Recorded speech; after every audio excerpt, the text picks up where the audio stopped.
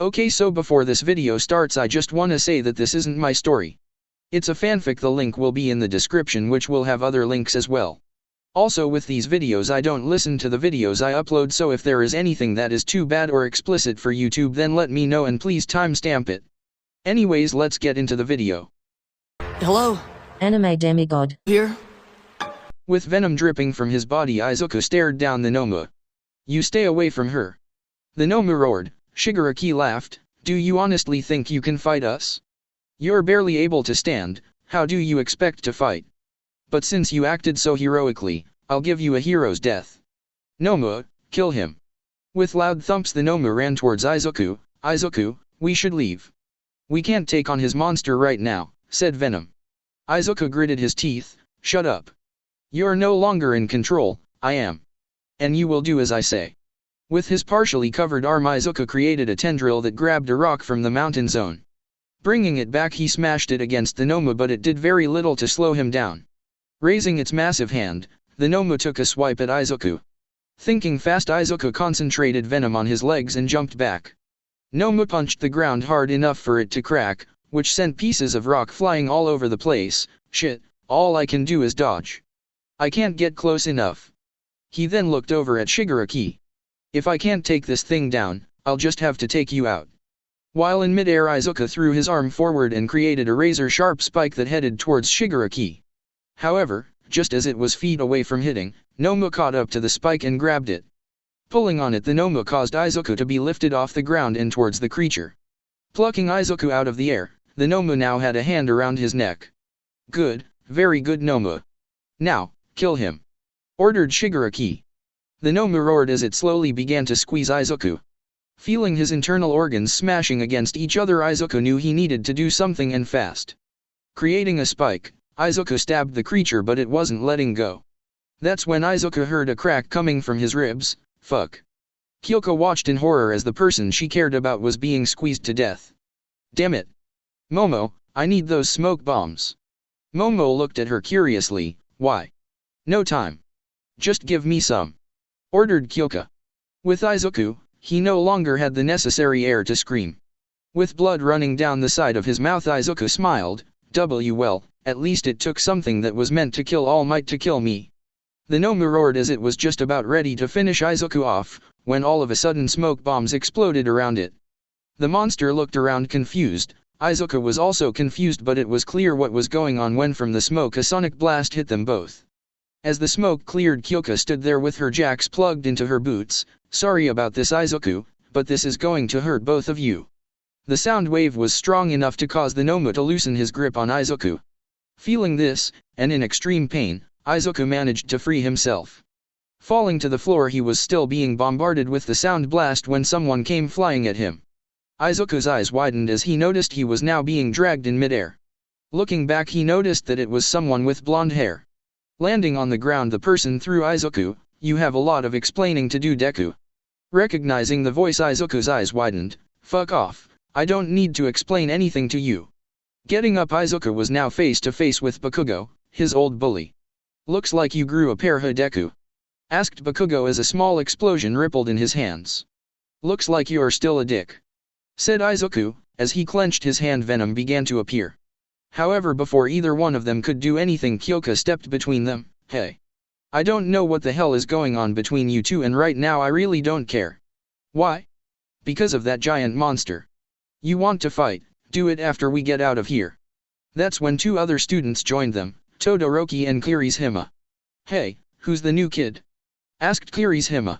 Izuku blinked a couple of times. She's right, I don't have time to waste on you or your ego. If we want to live, we have to work together. Bakugo clicked his tongue. Fine, but after this you're going to explain everything. That's when the Noma roared, turning everyone's attention back to it. Noma, it's time to stop messing around. Kill the kids before the heroes arrive, and make it hurt. Venom is mine. With heavy steps, the Noma ran towards the group. The others couldn't react in time, but Izuku could. Seeing that it was aiming for Kirishima, Izuku activated Venom and wrapped a tendril around the student's waist, pulling him away. Don't get sloppy, I'll slow it down. Once I do, you guys attack. But just as he put Kirishima down, Izuku saw something appear from the corner of his eye. Leaning back, Izuku managed to dodge Shigeriki's hand, impressive, but the students won't even last a minute without your help. Izuku jumped back as Shigaraki took another swipe at him, damn it. Without Venom fully functional, Izuku was relying on only a fraction of its powers. He couldn't take on both Shigaraki and the Noma. Wake up Venom. Wasting no time, Todoroki put a protective ice shield around them. His quirk gave him the ability to use ice and fire, but he rarely used his fire. Now what? Asked Kyoka, as the Noma began to hit the ice. We need to think of something, said Kirishima. That's when Momo had a plan. Todoroki, how much more can your ice hold out? Not long, it keeps breaking it, explained Todoroki, as every time an ice wall would shatter he would put another up instantly. Let it in. We'll use this space to attack it. Once it gets inside Kirishima, Bakugo, use your quirks to distract it, said Momo as the Noma shattered the final ice wall. However, the plan they had quickly fell apart when the creature moved faster than any of them could react. Getting up close, the Noma grabbed Kirishima by the arm and flung him towards the ice. Kirishima already had his hardening quirk active, so he smashed right through and landed outside the ice shell. Todoroki tried to put another ice layer around them, but the Noma simply smacked him across the face. Todoroki, yelled Momo as she watched him slide to a stop. In a fit of rage, Momo activated her quirk. It would normally take some time to create something that was bigger than herself, but in that instance Momo created a large cannon. Pulling a string, she fired, which launched a massive cannonball at the monster. With a loud boom, the ice surrounding them shattered as smoke filled the air. Izuku was jumping around when the smoke finally cleared. He smiled when he saw what had happened. Ha! Seems like that monster isn't so tough after all. Shigaraki turned to find the Noma with his arm missing. No. Noma. Momo, who was exhausted due to her quirk, fell to her knees. We win. However, as the students enjoyed their victory, Shigaraki smirked. Is that what you thought I'd say? Please, no one, not even All Might, can stop the Noma. That's when Izuku saw it. The Noma was regrowing its arm at an accelerated rate. Within a few seconds it had already grown back a new one. Momo was horrified. That's not possible. The Noma roared as it ran towards the cannon, and with one swing of its arm it shattered it into pieces, which were then sent flying at Momo, hitting her. Momo, yelled Kyoka as she laid on the ground. Just then Bakugo appeared. Die, he yelled out as he fired a massive explosion above and at point-blank range. The area was filled with fire and smoke. Izuku shielded himself as he could feel the heat from the fireball from where he was. However, even before the smoke cleared, the Noma reached out and grabbed Bakugo out of the air before slamming him to the ground. Hitting the floor hard, Bakugo spit out a bit of blood when all of a sudden the Noma stomped down on Bakugo's chest. The ground underneath Bakugo began to crack from the impact of the Noma's foot. Izuku, who at the moment was barely able to dodge Shigeriki's hands, thanks to Kurogiri's portals, it was getting increasingly difficult. But that's when he saw what happened. Well, he deserved that. However, his tone of voice quickly changed when the Noma kicked Bakugo away and began to walk towards Kyoka. No. Don't get distracted, said Shigaraki as a portal opened up underneath Izuku. Falling, Izuku looked down to see he was heading towards Shigaraki. Shit, leave me alone. Izuku yelled out as he created a black fist and extended it down, hitting Shigaraki in the face. Kyoka stood with her jacks at the ready as the massive beast rumbled towards her. Come Kyoka, you got this. She then looked around at her fallen classmates. Okay, maybe I don't got this. But before Kyoka could do anything, the Noma suddenly appeared in front of her. Taken by surprise, Kyoka tried to plug her jacks into her boots, but then the Noma grabbed her legs and picked her up. Now dangling upside down, the Noma reached out with his other hand and crushed the speakers. Kyoka screamed out in pain as the force was enough to reach her bones. Izuku's eyes widened. Kyoka, leave her alone. Shigaraki saw Izuku's reaction. You must really care for that one. I wonder what would happen if she were to die right in front of you. Noma. Nodding, the Noma flung Kyoka into the air. Seeing this, Izuku ignored Shigaraki, ignored Kurogiri, and ran towards Kyoka. Pulling Venom into his arm, Izuku used everything to create a tendril to get Kyoka out of harm's way. But it was too late. Throwing its razor-sharp claws forward, the Noma impaled Kyoka through the abdomen. "Nuu!" yelled Izuku. With the tendril finally reaching Kyoka, Izuku pulled her towards him before reshaping his arm and punching the Noma across the face, which sent him flying several feet. Sliding to a stop and with Kyoka in his arms, he looked at her to see blood running down 3 puncture wounds. No, no, no, no. Please, just hold on, said Izuku as he tried to place pressure on the wounds. Wincing in pain, Kyoko looked at Izuku. Man, this hurts. She then began to cough out blood. Don't talk, save your strength, said Izuku as he looked around in a panic. There has to be something here I can use to help you. With her strength fading away, Kyoko reached out and touched Izuku's face. Well, there is one thing. Come here. Leaning in, Izuku's eyes widened when all of a sudden Kyoko kissed him on the lips. After a few seconds, Kyoko pulled away. She laughed slightly. I never kissed a guy before, it was nice. With those final words, Kyoko's hand fell to the floor. Kyoko, hey Kyoko, come on, please don't do this. Why, you still have to teach me to play the guitar, right? Come on, wake up. Wake up, please, pleaded Izuku as tears ran down his face. As he grieved, Shigeriki's laugh filled the USJ. Ha ha ha ha ha. See, this is what happens when you cross me, kid.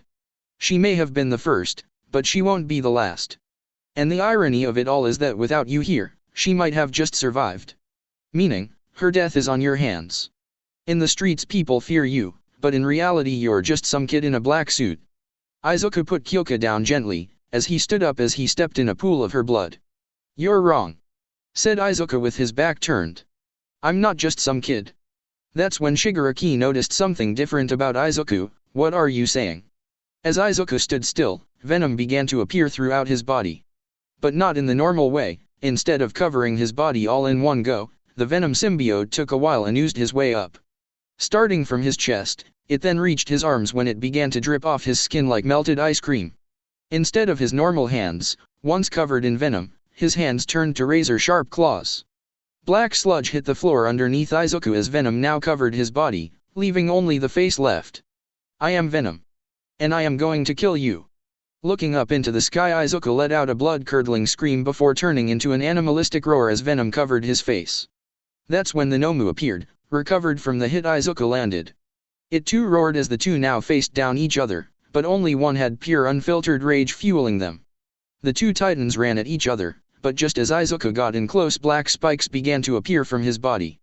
The spikes launched towards Nomu and stabbed into the monster's body, then grabbing two of the tendrils he pulled it towards him.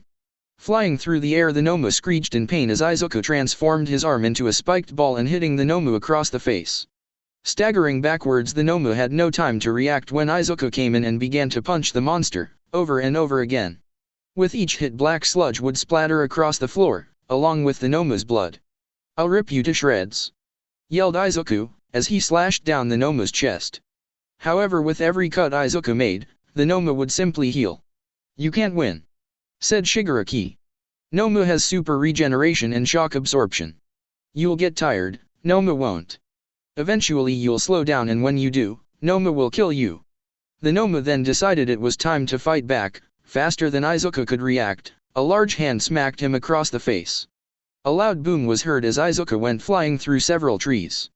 Izuku sat up, rubbing his cheek. Fuck. I need to find a way to kill him. But my attacks on his body won't work. However, before Izuku could think of a plan, the Nomu came in and drop-kicked Izuku to the ground. The cement floor caved in from the sheer impact. Now lying on the floor motionless, it seemed that the Nomu had won. Good, very good Nomu. Now kill him. If we leave him alive he could be a problem later, said Shigaraki. The Nomu nodded, and then grabbed Izuku with one arm, lifting him off the ground. With his head hanging, the Nomu then pulled back his claws. It was going to impale Izuku, just like it did with Kyoko. With a loud roar, the Nomu thrusted his hand forward. But just as it was about to end Izuku, it stopped. Shigaraki was stunned. Nomu, what are you doing? Kill him. But the creature did nothing. That's when Kurogiri noticed what was going on. Shigaraki, he's. Shigaraki moved to see what was going on. His eyes widened when he did. There, still in the monster's grip, Izuku was seen jamming his hand into the monster's mouth. If I can't attack you from the outside, I'll just do it from inside, said Izuku as he began to invade Nomu's body with venom. Still, the monster wouldn't go down without a fight. Running towards a wall, the Nomu smashed into it, hoping that Izuku would fall off. He didn't, but thanks to his body invading technique, the venom mask over his head was fading, which led to him being vulnerable. As they slammed through trees, walls, and buildings, Izuku began to bleed from his head, but he still hung on. Come on, die already. It was coming down to a test of endurance. Could Izuku kill Noma before he loses consciousness? Or would Noma kill Izuku before he destroys his insides? After a few seconds of struggling, the Noma stopped. Did the Noma do it? Asked Kurogiri. But the answer to that question would answer itself when all of a sudden the Noma began to shake violently. Then nothing, followed by the sound of popping. The Noma then fell to its knees as black venom began to spew out of every socket, crevice, ripping him all around his body. Now free from its grasp, Izuku too fell to one knee. That was exhausting. He said as his body was covered in bruises and cuts. Venom was now barely on Izuku's body. If it wasn't for that fact, he wouldn't be able to stand or stay conscious. Why, you bastard! Yelled Shigaraki as he watched his master's creation defeated by the hands of his lowly street criminal. You'll pay for what you've done. Shigaraki was about to run at Izuku when all of a sudden the doors to the USJ exploded open. Fear not, students. Why? Because I am here. Standing at the door and ripping his tie out was All Might, the #1 hero. Shit, it's All Might. We can't win, Shigaraki, we have to retreat. Suggested Kurogiri. No. Not until this one is dead. Shigaraki ran at Izuku, but before he could even get close, Kurogiri opened up a portal underneath his feet. I'm sorry, but the master has entrusted me with your safety. I won't let him down. Said Kurogiri. Kurogiri, let me go. I won't rest until Venom is dead. Do you hear me, kid? I'm going to find you, and kill you with my own hands. Just you wait. With that, Shigaraki disappeared through the portal. With the danger now gone, Izuku breathed a sigh of relief. He then turned towards Momo, who now had Kyoka's head on her lap, crying. Limping his way towards them, he stopped just short. Kyoka, I'm so sorry. I couldn't save you. The girl is still alive, there's still time to save her. Said Venom inside Izuku's head. Izuku's eyes widened. Venom. What do you mean? We can heal her, you can use us, but if we do that. But before Venom could explain further, Izuku interrupted. Do it. I don't care what happens as long as it saves her, said Izuku, causing Momo to jump. Very well. Izuku then kneeled down and touched Kyoka's cheek. You might want to step away for a second. Izuku said, looking at Momo. Momo was confused but saw that Izuku's eyes were filled with sympathy. She nodded and backed away. Can you really do it? Can you save her?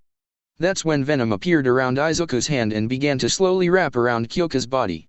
Izuku winced in pain as he felt everything that Kyoka was feeling. I don't know, but I will try. Seconds passed and Venom now covered Kyoka's body except her face. With his other hand, Izuku felt her skin go cold. It's not working. Why isn't it working? We are still far too weak, explained Venom. Then do something, yelled Izuku. However, in that instance he suddenly began to spit out blood. In order to save the girl, we must separate and fully bond with her. But to do that means you could die, said Venom. Izuku smirked. You are already killing me anyway, do it. But Venom refused. Your life is much too important to throw it away for the girl. That's when Izuku snapped. Shut up. You will do what I tell you. Her life is important to me, now do it. With no other recourse, Venom then shaped itself into what Momo could only describe as a violet-colored drape and covered Kyoka. But now that Venom left Izuku, the effects of battle and the damage Venom caused inside Izuku's body all began to hit him. With his vision blurry and his heart pounding, Izuku slumped over and got one last look at Kyoka before passing out with blood running down his injuries. Please, at least let her live. At the same time, All Might landed in the plaza to find Izuku on the floor passed out and his students limping out of where they were thrown but alive. What happened here, and who is this kid? He asked himself. Later, All Might in his buff form walked down the halls of a hospital. He then arrived at a door with armed guards outside. All Might, sir, they are waiting for you. Nodding, the hero was allowed in. Once inside, he was then met by more armed guards, all pointing their guns at a door. It's all right now, guys, you can lower the weapons, said All Might as he walked past them. All Might, the others are already inside, said one of the officers. Nodding, All Might went into the next room, where he found the pro heroes, Midnight, and Present Mike, along with Nizu sitting on the heroine's shoulder. All Might, how are the students? Asked Nizu. Some are hurt but they'll live thanks to Recovery Girl, explained All Might. Nizu nodded. Good, now what are we going to do with him? Everyone turned to find Izuku on a wall. Chains were strapped to his arms and legs to prevent him from leaving. But fortunately for them Izuku was still asleep. First we should find out who he is, Midnight said. Izuku Midoriya, age 14, quirk, none, said Recovery Girl as she read from her file. Just your normal high school kid. All Might narrowed his eyes. It really is him, he's the kid I met on the roof. I told him he couldn't be a hero. What about his parents, have they been informed, asked Midnight. His mother is on her way here, it won't be long before she arrives, said Nizu. Now the question is, how did the villains get a hold of him? If what the students say is true, then this boy is Venom. That is a very good question, once he wakes up he will have a lot of stuff to answer for, said Present Mike. However in that moment Izuku suddenly snapped his eyes open and began to thrash around violently. Kyoka, he yelled out as he pulled against the chains around his wrists. The heroes flinched but knew that the chains would hold him, however their confidence wavered when black strings began to appear around Izuku's arms. Shit. Hold him down, said Present Mike. The three heroes ran at Izuku but before they could even get close a black tendril appeared and knocked them all back. Damn it, said Midnight. Where is Kyoka? Yelled Izuku as cracks on the metal chains began to appear. He's going to break free, yelled out All Might as the chain around Izuku's left arm shattered. Thinking fast, All Might rushed Izuku, pinning his arm back onto the bed. Easy kid, we aren't going to hurt you. But Izuku wasn't listening, grunting and straining. Venom appeared around Izuku's arm. That's when All Might could feel his arm being pushed back. He's strong. Just when Izuku was about to push All Might off, the hero pushed back. Pushing Izuku back onto the bed, young Midoriya, it's alright, you're safe. Young Jiro is also fine, she's in this hospital too. Hearing this Izuku's eyes widened, he then began to calm down. I want to see her. Sorry but that won't be possible, said Nizu as he walked towards Izuku. We have a few questions we want answered. Let's start with how did you join the villains that attacked the USJ? Izuku relaxed, by chance, they gave me some useful information and I owed them. But I didn't know that they would be attacking UA students. Nizu looked up to see a green light flash. I see, so you were tricked. Alright then, answer this, how did you get this power? Your file says you are quirkless. Izuku stayed silent for a second. I suddenly manifested it. Once again Nizu looked up but this time a red light flashed. Want to try again? Thanks to your encounters with Eraserhead and All Might we have a suspicion that your quirk is not actually a quirk. So I'll ask again, how did you get your powers? The heroes waited for a response but instead they heard Izuku laughing. You wouldn't believe me if I told you. But I must thank you, for telling me that Kyoka is here. Looking up All Might was surprised to see that Izuku's face changed into that of Venom's. We can finally find her. Showing his teeth Venom roared in the face of the number one hero. Now with Venom completely covering his body Izuku snapped the chains off of his arms and legs. All Might tried to hold him but suddenly felt something dig into his side. Looking down, All Might was surprised to see a spike going through his ribs, right where his weak point was. The hero staggered back as Venom pulled his spike free. Sorry All Might but that one was personal. Knocking All Might over Izuku jumped toward the other two heroes. Grabbing their faces he slammed them against the floor, leaving only Nizu and Recovery Girl. Where is Kyoka? Asked Izuku as he towered over the mouse/bear. Being an animal Nizu could tell when a predator was near him, and Venom was just that, a predator. In the recovery wing, room 267. Said Nizu. Izuku nodded, thank you for your cooperation. However, just as Izuku was about to go and take on the guard outside he heard Recovery Girl's voice. Wait. I don't know where or how you got those powers. But before I got here your organs were in tatters, almost as if they were being eaten from the inside out. Izuku stopped but didn't even turn around. I know. With that Izuku jumped toward the door, taking the officers by surprise. One by one Izuku took them down, in non-lethal ways now that Venom was not in control, for now. Finally taking them all down Izuku jumped on all fours through the hospital. Breaking the floor as he went, Izuku jumped from floor to ceiling, and even the sides of the wall. He then found himself in the recovery wing, scanning the door numbers as he ran by he finally came across room 267. Opening the door he walked in to see Kyoka sitting up on the bed in a medical gown and looking out the window. Kyoka. He said, happy to see her alive. Turning Kyoka saw Venom standing there. Izuku, or should I call you Venom instead? Izuku let Venom retract into his body. It's me Kyoka, it's Izuku. Kyoka smiled, I thought so. Without warning, Izuku went to hug Kyoka. I'm so sorry. I didn't mean for all of that to happen. Kyoka, surprised, returned the hug. You idiot. After a few more moments, the two finally let go of each other. So when were you going to tell me that you are Venom? Asked Kyoka. Izuku chuckled. I wasn't really planning on telling you. I see, so, I'll ask this. Kyoka's voice turned serious. Are you a villain? Izuku stopped and took a minute to think about that question. He then turned and looked Kyoka in the eyes. I'm not, but I'm also not a hero. We are Venom. Kyoka sighed. Why does it have to be complicated? Anyway, care to explain how I'm still alive? I was stabbed in the abdomen, I should be dead. That's when Izuku put up his hand, letting Venom cover it. Honestly, I don't know, I just sort of trusted Venom on it. Though we did have to separate for a while to heal you. Kyoka thought back, and the last thing she could remember was pain, a pain on her abdomen. Then a strange warm feeling surrounded her, it almost felt like a kotetsu. And then a voice, Kyokajiro, you will not die today. If you do, he will be devastated. So live. When she woke up, she noticed that she was in a hospital bed. Kyoka touched her abdomen and felt no pain. What's going on? You're safe now, Miss Jiro, said Nizu, walking into the room with All Might. What happened? The USJ, the class, is the class all right? Asked Kyoka, concerned. All Might smiled. Everyone is fine, just a few broken bones and cuts, but nothing recovery girl can't fix. Kyoka nodded. That's good. What about Venom? Where is he? Nizu and All Might looked at each other. He's here in a secure location of the hospital. He hasn't woken up yet. I see. Responded Kyoka with sadness in her voice. That's when All Might walked up to the bed. We need to know, how do you know Venom? I don't. Answered Kyoka. You don't have to lie, your classmates have already told us everything. All we want to know is who and why Midoriya did what he did, said Nizu. Kyoka sighed. Alright, I'll tell you. Back in the present, Kyoka looked at Izuku, and that's all I remember. I see, sorry for keeping it from you. I just thought if you knew, you'd just leave me, said Izuku. Izuku, come here, said Jiro, motioning him to get closer.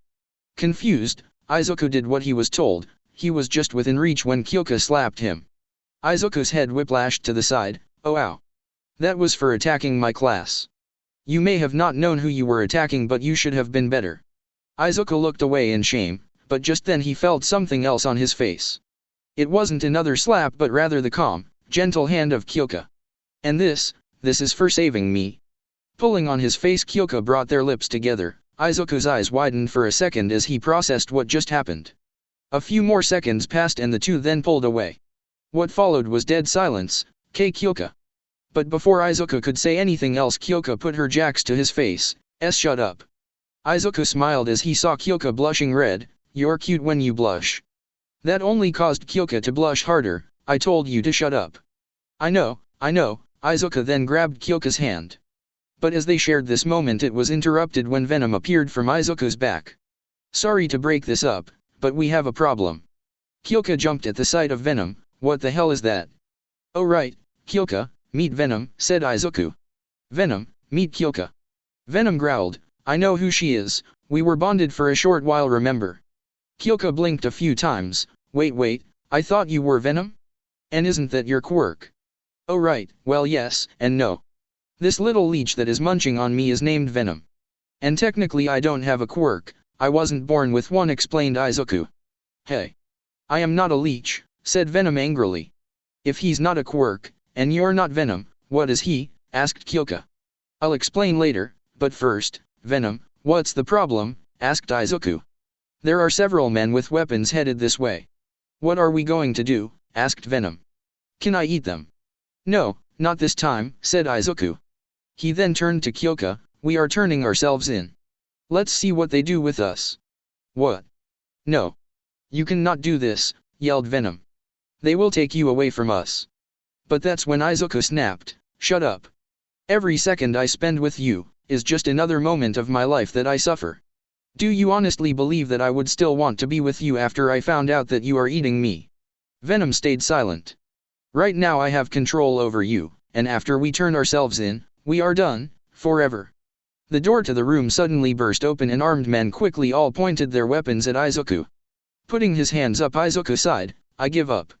Kyoko was surprised. Izuku, wait. But as one of the officers came in and put his hands behind his back, Izuku smiled. It's alright Kyoko, I'll be fine. Sorry you had to fall in love with a terrible person. Goodbye. With that, Kyoko watched as they escorted Izuku out of the room. But she wouldn't let them. Barefoot Kyoko tried to go after him but was stopped right outside the door when someone placed a hand on her shoulder. Looking over, Kyoko noticed that it was All Might. I'm sorry young Jiro, but you can't. Kyoko looked at the number 1 hero, but he saved me, saved the class. You can't let them just take him away. However, All Might could only shake his head, I'm sorry. But as they walked the halls of the hospital and towards an armored car, someone was watching him. The person pulled out their phone. We then got the image of a desk and a phone ringing. Kenshin turned his chair and picked up the phone. You better have a good reason for calling me, daughter. Standing in a corner of the hospital, Momo stood with her black eyes locked on Izuku. I found it. Kenshin stood up. Are you sure? Momo nodded. I saw it with my own eyes. The boy, he has it. In his office, Kenshin smiled. Very good, daughter. Where are they taking him? The police station, answered Momo. You've exceeded my expectations. I'll be there in an hour, said Kenshin. There's something else. Momo stopped mid-sentence. Yes, what is it? Asked Kenshin. Momo watched as Kyoko walked down the hall with All Might. It's nothing. With that, Kenshin hung up the phone and went to go down to the station, and Momo was left to think about what she just did. With several armed SWAT officers pointing their guns at Izuku's back and his hands cuffed with special handcuffs, the young boy was taken to an interrogation room. I don't see any logic in your actions, Izuku. We should just break out of here and deal with everything later, suggested Venom. But Izuku wouldn't have any of it. I told you to shut up, didn't I? I want you out of my body for good. Izuku was then seated on a chair and cuffed to the table. He was told to wait, and if he did anything that the guards would rush in and shoot him. Well, this is a fine mess I got myself into. Now everyone knows that I'm Venom. Izuku sighed as he waited for someone to walk in. After a few minutes, Naomasa, along with All Might. So this is Venom, huh? It looks like you were telling the truth, old friend, said Naomasa. I wish I was wrong though. To think Venom would actually be this young, said All Might. Naomasa nodded and took a seat across Izuku. It's nice to finally meet you, Venom, or should I call you Izuku Midoriya? Izuku stayed silent. It says here that you are quirkless, but given your past encounters with All Might and most recently the USJ, it's safe to say that you do have a quirk. Izuku stayed silent again. He kept looking over at All Might, who couldn't even look at Izuku. What's wrong, All Might? Afraid to look at me? All Might turned and faced Izuku. Oh, I see, it's not fear that you have, rather it's shame, isn't? Now it was All Might's turn to stay silent. Do you even remember me? I do, responded All Might. And do you remember what you told me? Asked Izuku. All Might didn't want to respond. Izuku smirked at that. All I wanted was for at least some hope. After years of being called useless, if I could get the number 1 hero to believe in me, then there would still be hope. But no, you shattered that hope, and told me I couldn't be a hero. That's when Izuku's face transformed into Venom, scaring both men. The clicking of guns were heard from the wall. Izuku calmed down and let Venom recede back. Sorry about that, I got a bit carried away. Naomasa fixed his hat. It's fine. So how did you come to possess this power? I found it, answered Izuku. Unknown to Izuku, Naomasa had a quirk that could tell if someone was lying. True, interesting. Are you and Venom 2 separate people? Asked Naomasa. No, unfortunately we are one and the same now, answered Izuku. Naomasa wrote everything down. Can you separate from each other? We can, but according to Venom our bond is strong and it would be a shame to separate, explained Izuku. Do you want to separate from Venom? Asked Naomasa. Izuku took a second and nodded. Yes, I recently found out that Venom is a leech. It's feeding off of me and killing me. No. I can fix you, said Venom. Let's leave and I can heal you. All Might then noticed how Izuku began to mutter. He's talking to you right now, isn't he? Izuku nodded. Yeah, every day, every minute, every second. I could even feel him moving around inside me sometimes. While it seems that you willingly didn't bond with Venom, you did go along with all the killings. While we sympathize, you must answer for your crimes, explained Naomasa. Yeah, I know. But it doesn't matter, I just want Venom out of me, said Izuku. The three then talked about Venom, who or rather what he was and why sound hurts him. But as Izuku was explaining, someone came in bursting through the doors. A tall man wearing a three-piece suit appeared holding a briefcase. "Who the hell are you?" asked Naomasa. "My name is not important, what is that? I am a YTC representative. And I am here to take this boy with us for immediate extraction of the symbiote. Which, if I may add, belongs to us." The representative then reached into his pocket and pulled out a piece of paper. "That is a court order stating that our property shall be returned and the boy will be placed under our custody." "Thank you gentlemen, but we'll take it from here." Izuku was surprised. "Kenshin. You can't just take him. He just killed several people," protested All Might. "We can and we will." Snapping his fingers, YTC tactical members appeared with guns. "We will be going now, you may have the boy once we have taken the specimen from him." With that, Izuku was once again led out of the room and placed into a transport truck. A few minutes later they arrived at one of YTC's warehouses. Going inside, Izuku looked around to find it was empty. "Wow, do you guys have budget cuts or something?" mocked Izuku. However, that's when one of them came up to Izuku and hit him with the butt of his rifle so hard that he knocked Izuku out. Reawakening, Izuku found himself shackled from his arms and legs up against a wall. He also noticed that they were in a holding cell. What the?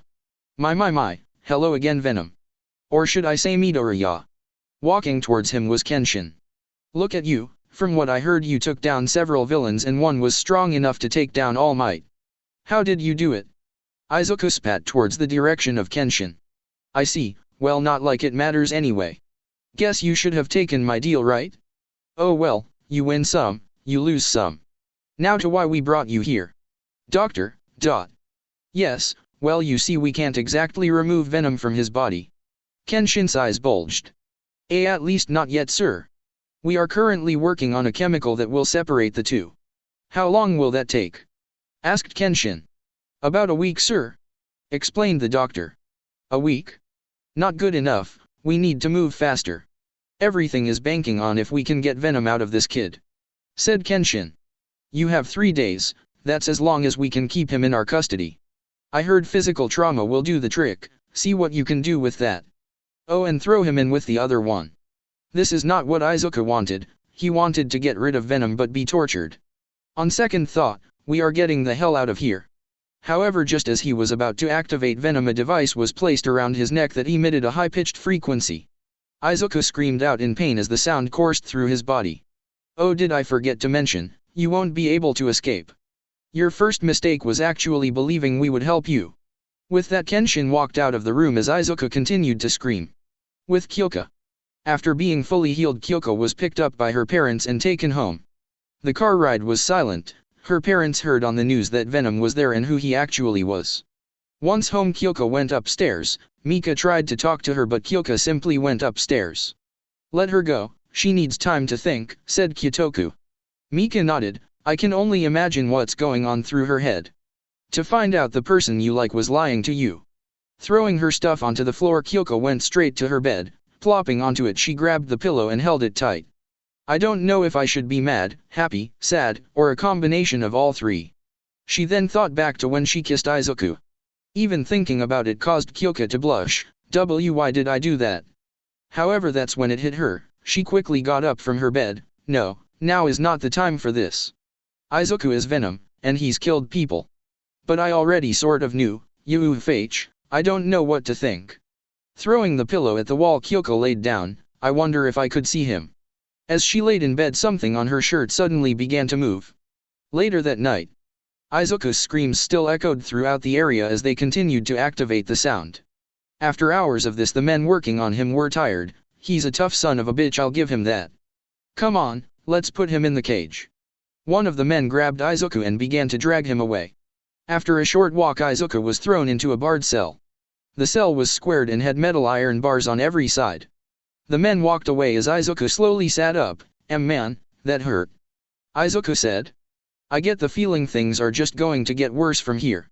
"Oh, you have no idea," said a voice from the other side of the bars. Izuku turned his head and could barely make out something in the darkness. Izuku narrowed his eyes. "Who are you?" That's when a pair of golden yellow eyes pierced the darkness. "My name is Toga." Appearing from the dark was a girl with blonde hair and who had on a medical gown. "What's your name?" "Izuku Midoriya."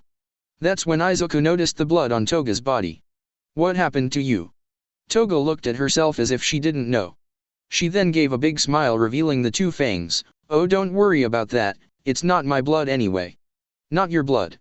Izuku was now rightfully scared. Hey, you want to hear a secret? Come here and I'll tell you, said Toga as she signaled for Izuku to get closer. Every fiber of his being was telling him not, but somehow Izuku found himself being pulled in by her eyes. Now sitting on the floor and near enough to see each other, Izuku began to feel sick.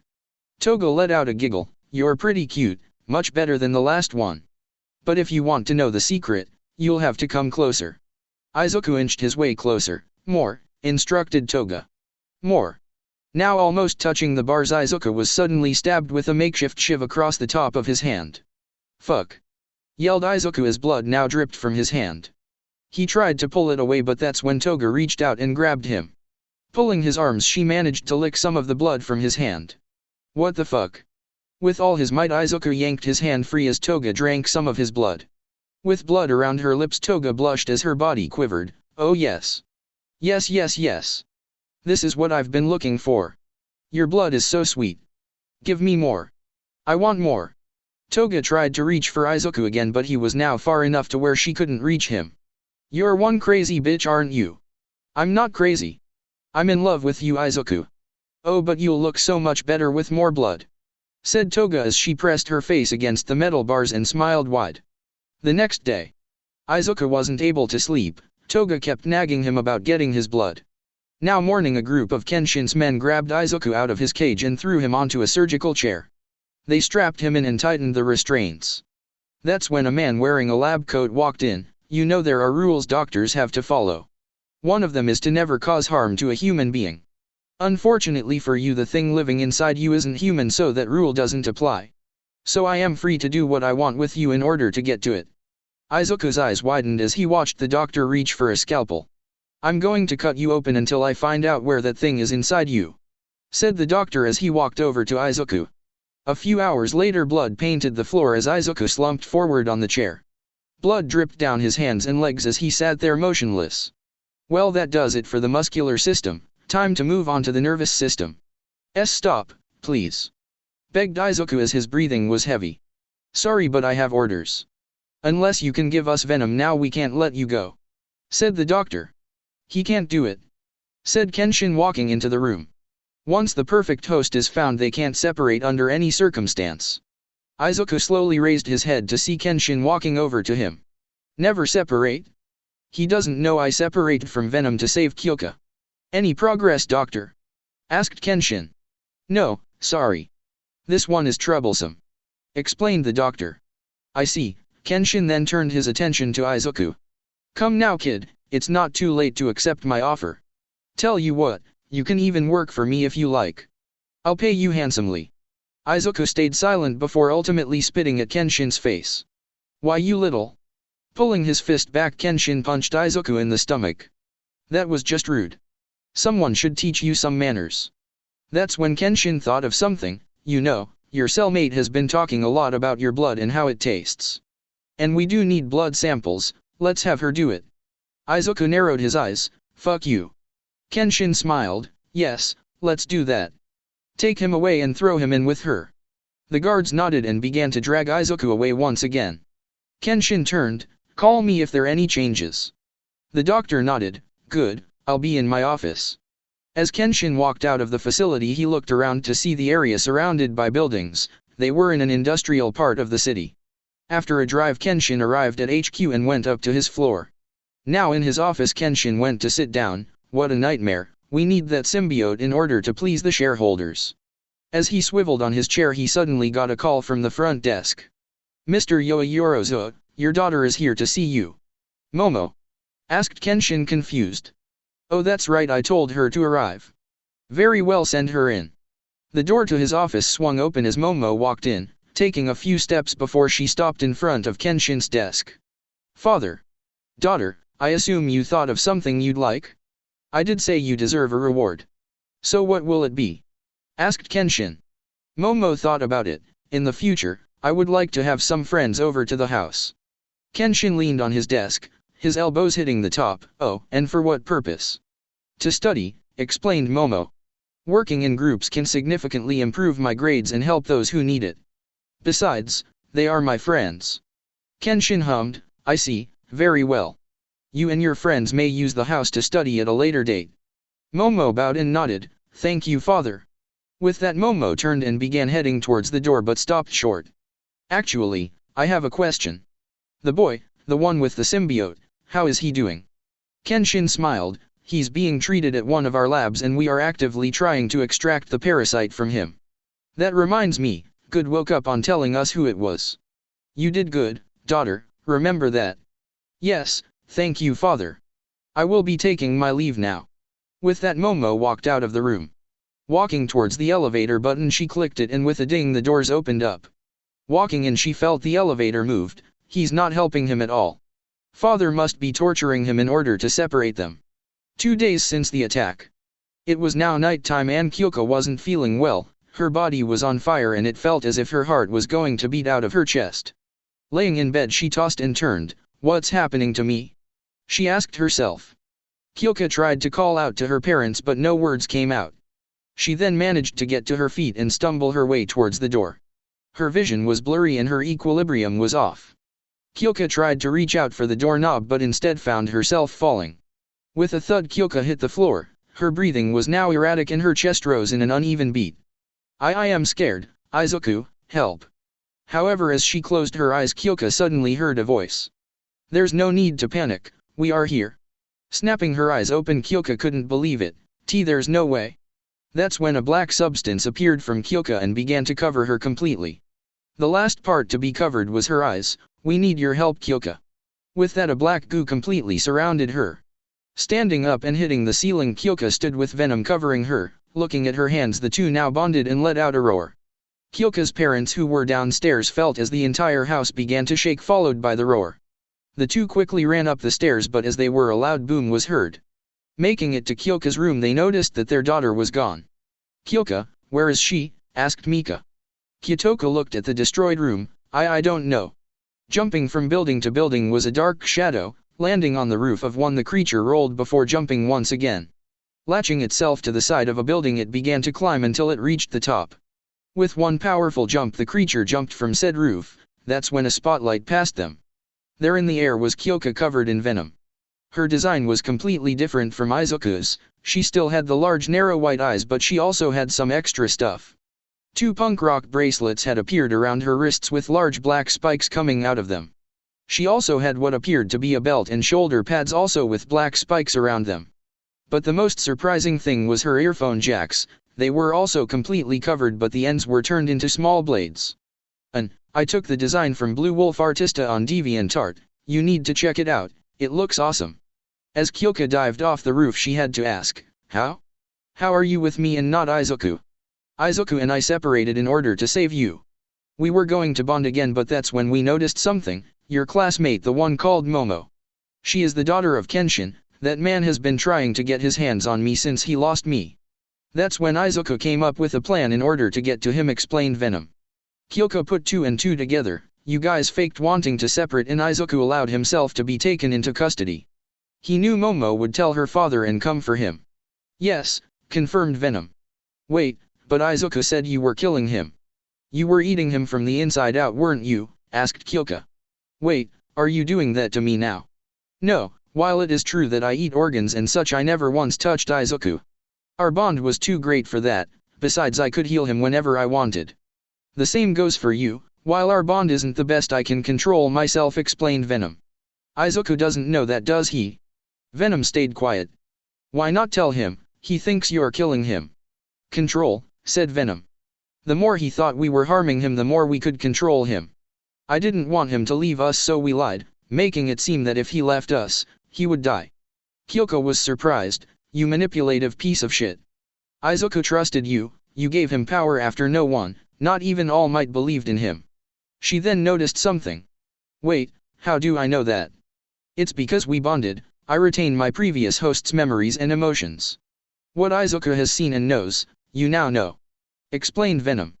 Landing on top of a train station Kyoko now had to ask, where are we going?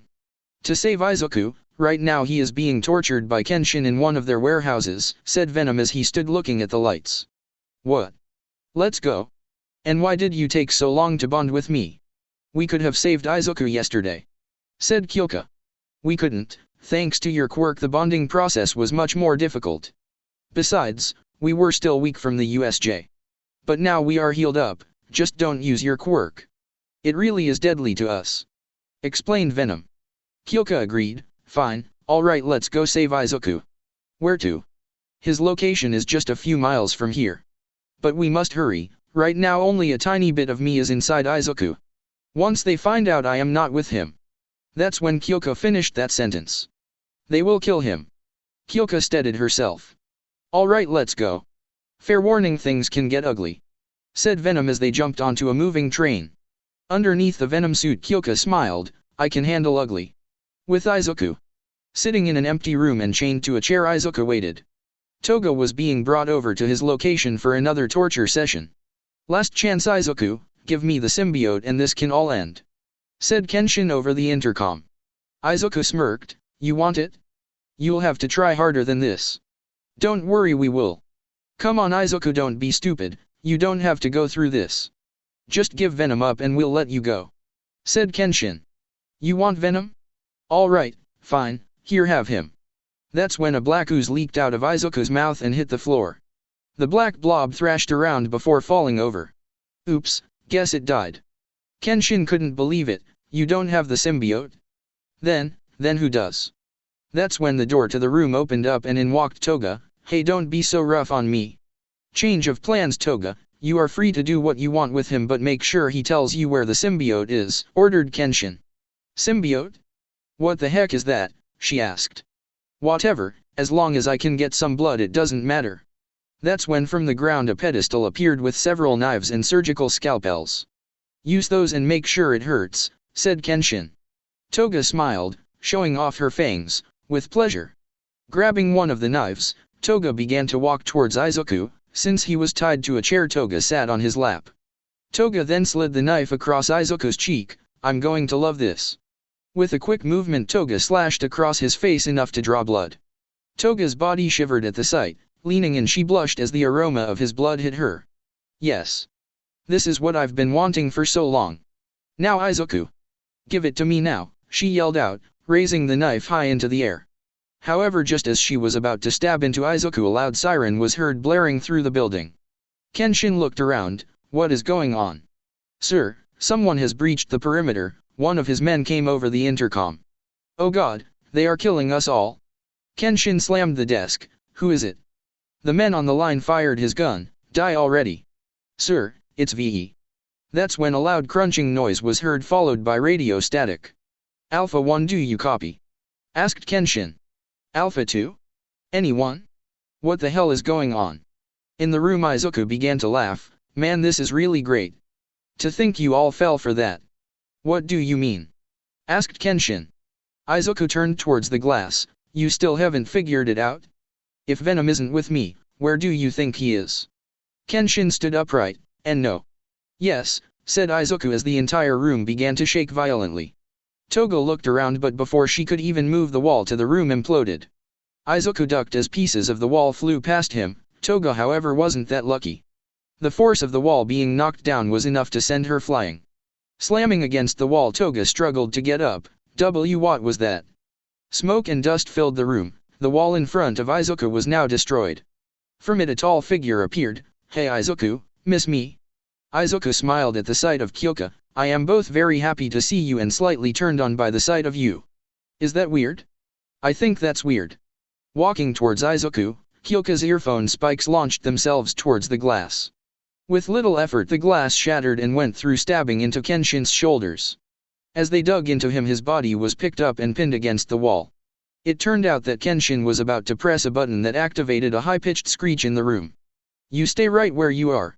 We'll deal with you later. Pulling her jacks free, Kyoka then turned her attention back to Izuku, but as he looked his way, a knife suddenly appeared and slashed her neck. Kyoka's head whipped back as her symbiote opened up on her neck. Toga landed on the ground with her knife in front of her. Izuku is mine, I won't let you take him. Pulling her head back, Toga watched the wound on Kyoka heal. Yours? Izuku isn't yours, he's mine. Throwing her arm forward, Kyoka grabbed Toga tight. She tried to break free, but right now Kyoka was too strong. Let me go. Kyoka then smiled, showing her razor-sharp teeth. Okay. Kyoka then threw Toga towards the wall. With a loud thud, Toga smacked into the wall near the hole, causing part of the wall to fall on top of her. Blood then ran out from underneath the pile. Now that there are no more interruptions, I believe it's time to leave. Reaching down, Kyoka grabbed the restraints and snapped them with ease. Thanks, Kyoka. Izuku tried to stand up but found that his body was too damaged. Izuku fell forward, but before he could hit the ground, Kyoka caught him. I got you. Guess it's my turn now to save you. I guess it is, said Izuku as Kyoka picked him up and carried him princess style. Okay, this is embarrassing. They walked towards the hole in the wall, but as Kyoka walked past a piece of metal rebar that was sticking out, managed to snag and rip a piece off the symbiote. The black sludge then landed onto the pool of blood that belonged to Toga. With alarms and lights blaring out in the compound, the black sludge suddenly twitched. Outside, Kyoka had taken Izuku away from that god-awful place. After a good while of running, they found themselves back on the beach, the one covered in trash. Finding an old sofa that was on an incline, Kyoka gently put Izuku on it. Izuku groaned in pain as he finally relaxed. Thanks, Kyoka. That's when Venom retracted from Kyoka's face. You idiot, I thought I wasn't ever going to see you again. Sorry for making you worry, Kyoka, and sorry for lying to you. But Kenshin needs to be stopped, said Izuku. Don't worry, he won't be able to come after you for a while. That goes for you too, Venom, said Kyoka. Really? Why? Asked Izuku, confused. Kyoka smirked. We sort of destroyed all of his hard drives and erased all mentions of you or Venom from his servers. Izuku smiled. That's my girl. If you two are done, I'd like to go back into a more compatible person, said Venom, appearing behind Kyoka. He's really annoying, isn't he? Joked Kyoka. Izuku laughed. Tell me about it. So you ready? Nodding, Kyoka then leaned in and kissed Izuku on the lips. As their lips met, Venom began to move from Kyoka back to Izuku. After a few seconds, the transfer was complete and the two pulled away. Was kissing the only way of doing that? Asked Izuku. No, but it was the option I chose. So deal with it, said Kyoka. Now back with Izuku, Venom went to work on healing his wounds. Kenshin really did a number on you, huh? Not to mention that crazy girl, said Venom. Izuku shivered. Don't remind me, that girl was crazy. She was all about blood, she even drank some of mine. Apparently she fell in love with me. Kyoka's eyes widened. What? Man, I should have done more to her. Kyoka, relax, there's no need to go around killing her, explained Izuku. Besides, I doubt we'll see her again. In the meantime, we should get you home. Kyoka then watched as Izuku got up from the bed, now fully healed. Oh yeah, I almost forgot. Venom sort of destroyed my wall when we bonded. He did what now? Asked Izuku. Venom, is this true? Appearing from his shoulder, Venom looked like a sad puppy. Yes, but it wasn't on purpose. The bonding process was much more difficult. It was painful for her, but I tried to make it not so. Izuku sighed. I don't really get it, but you should apologize.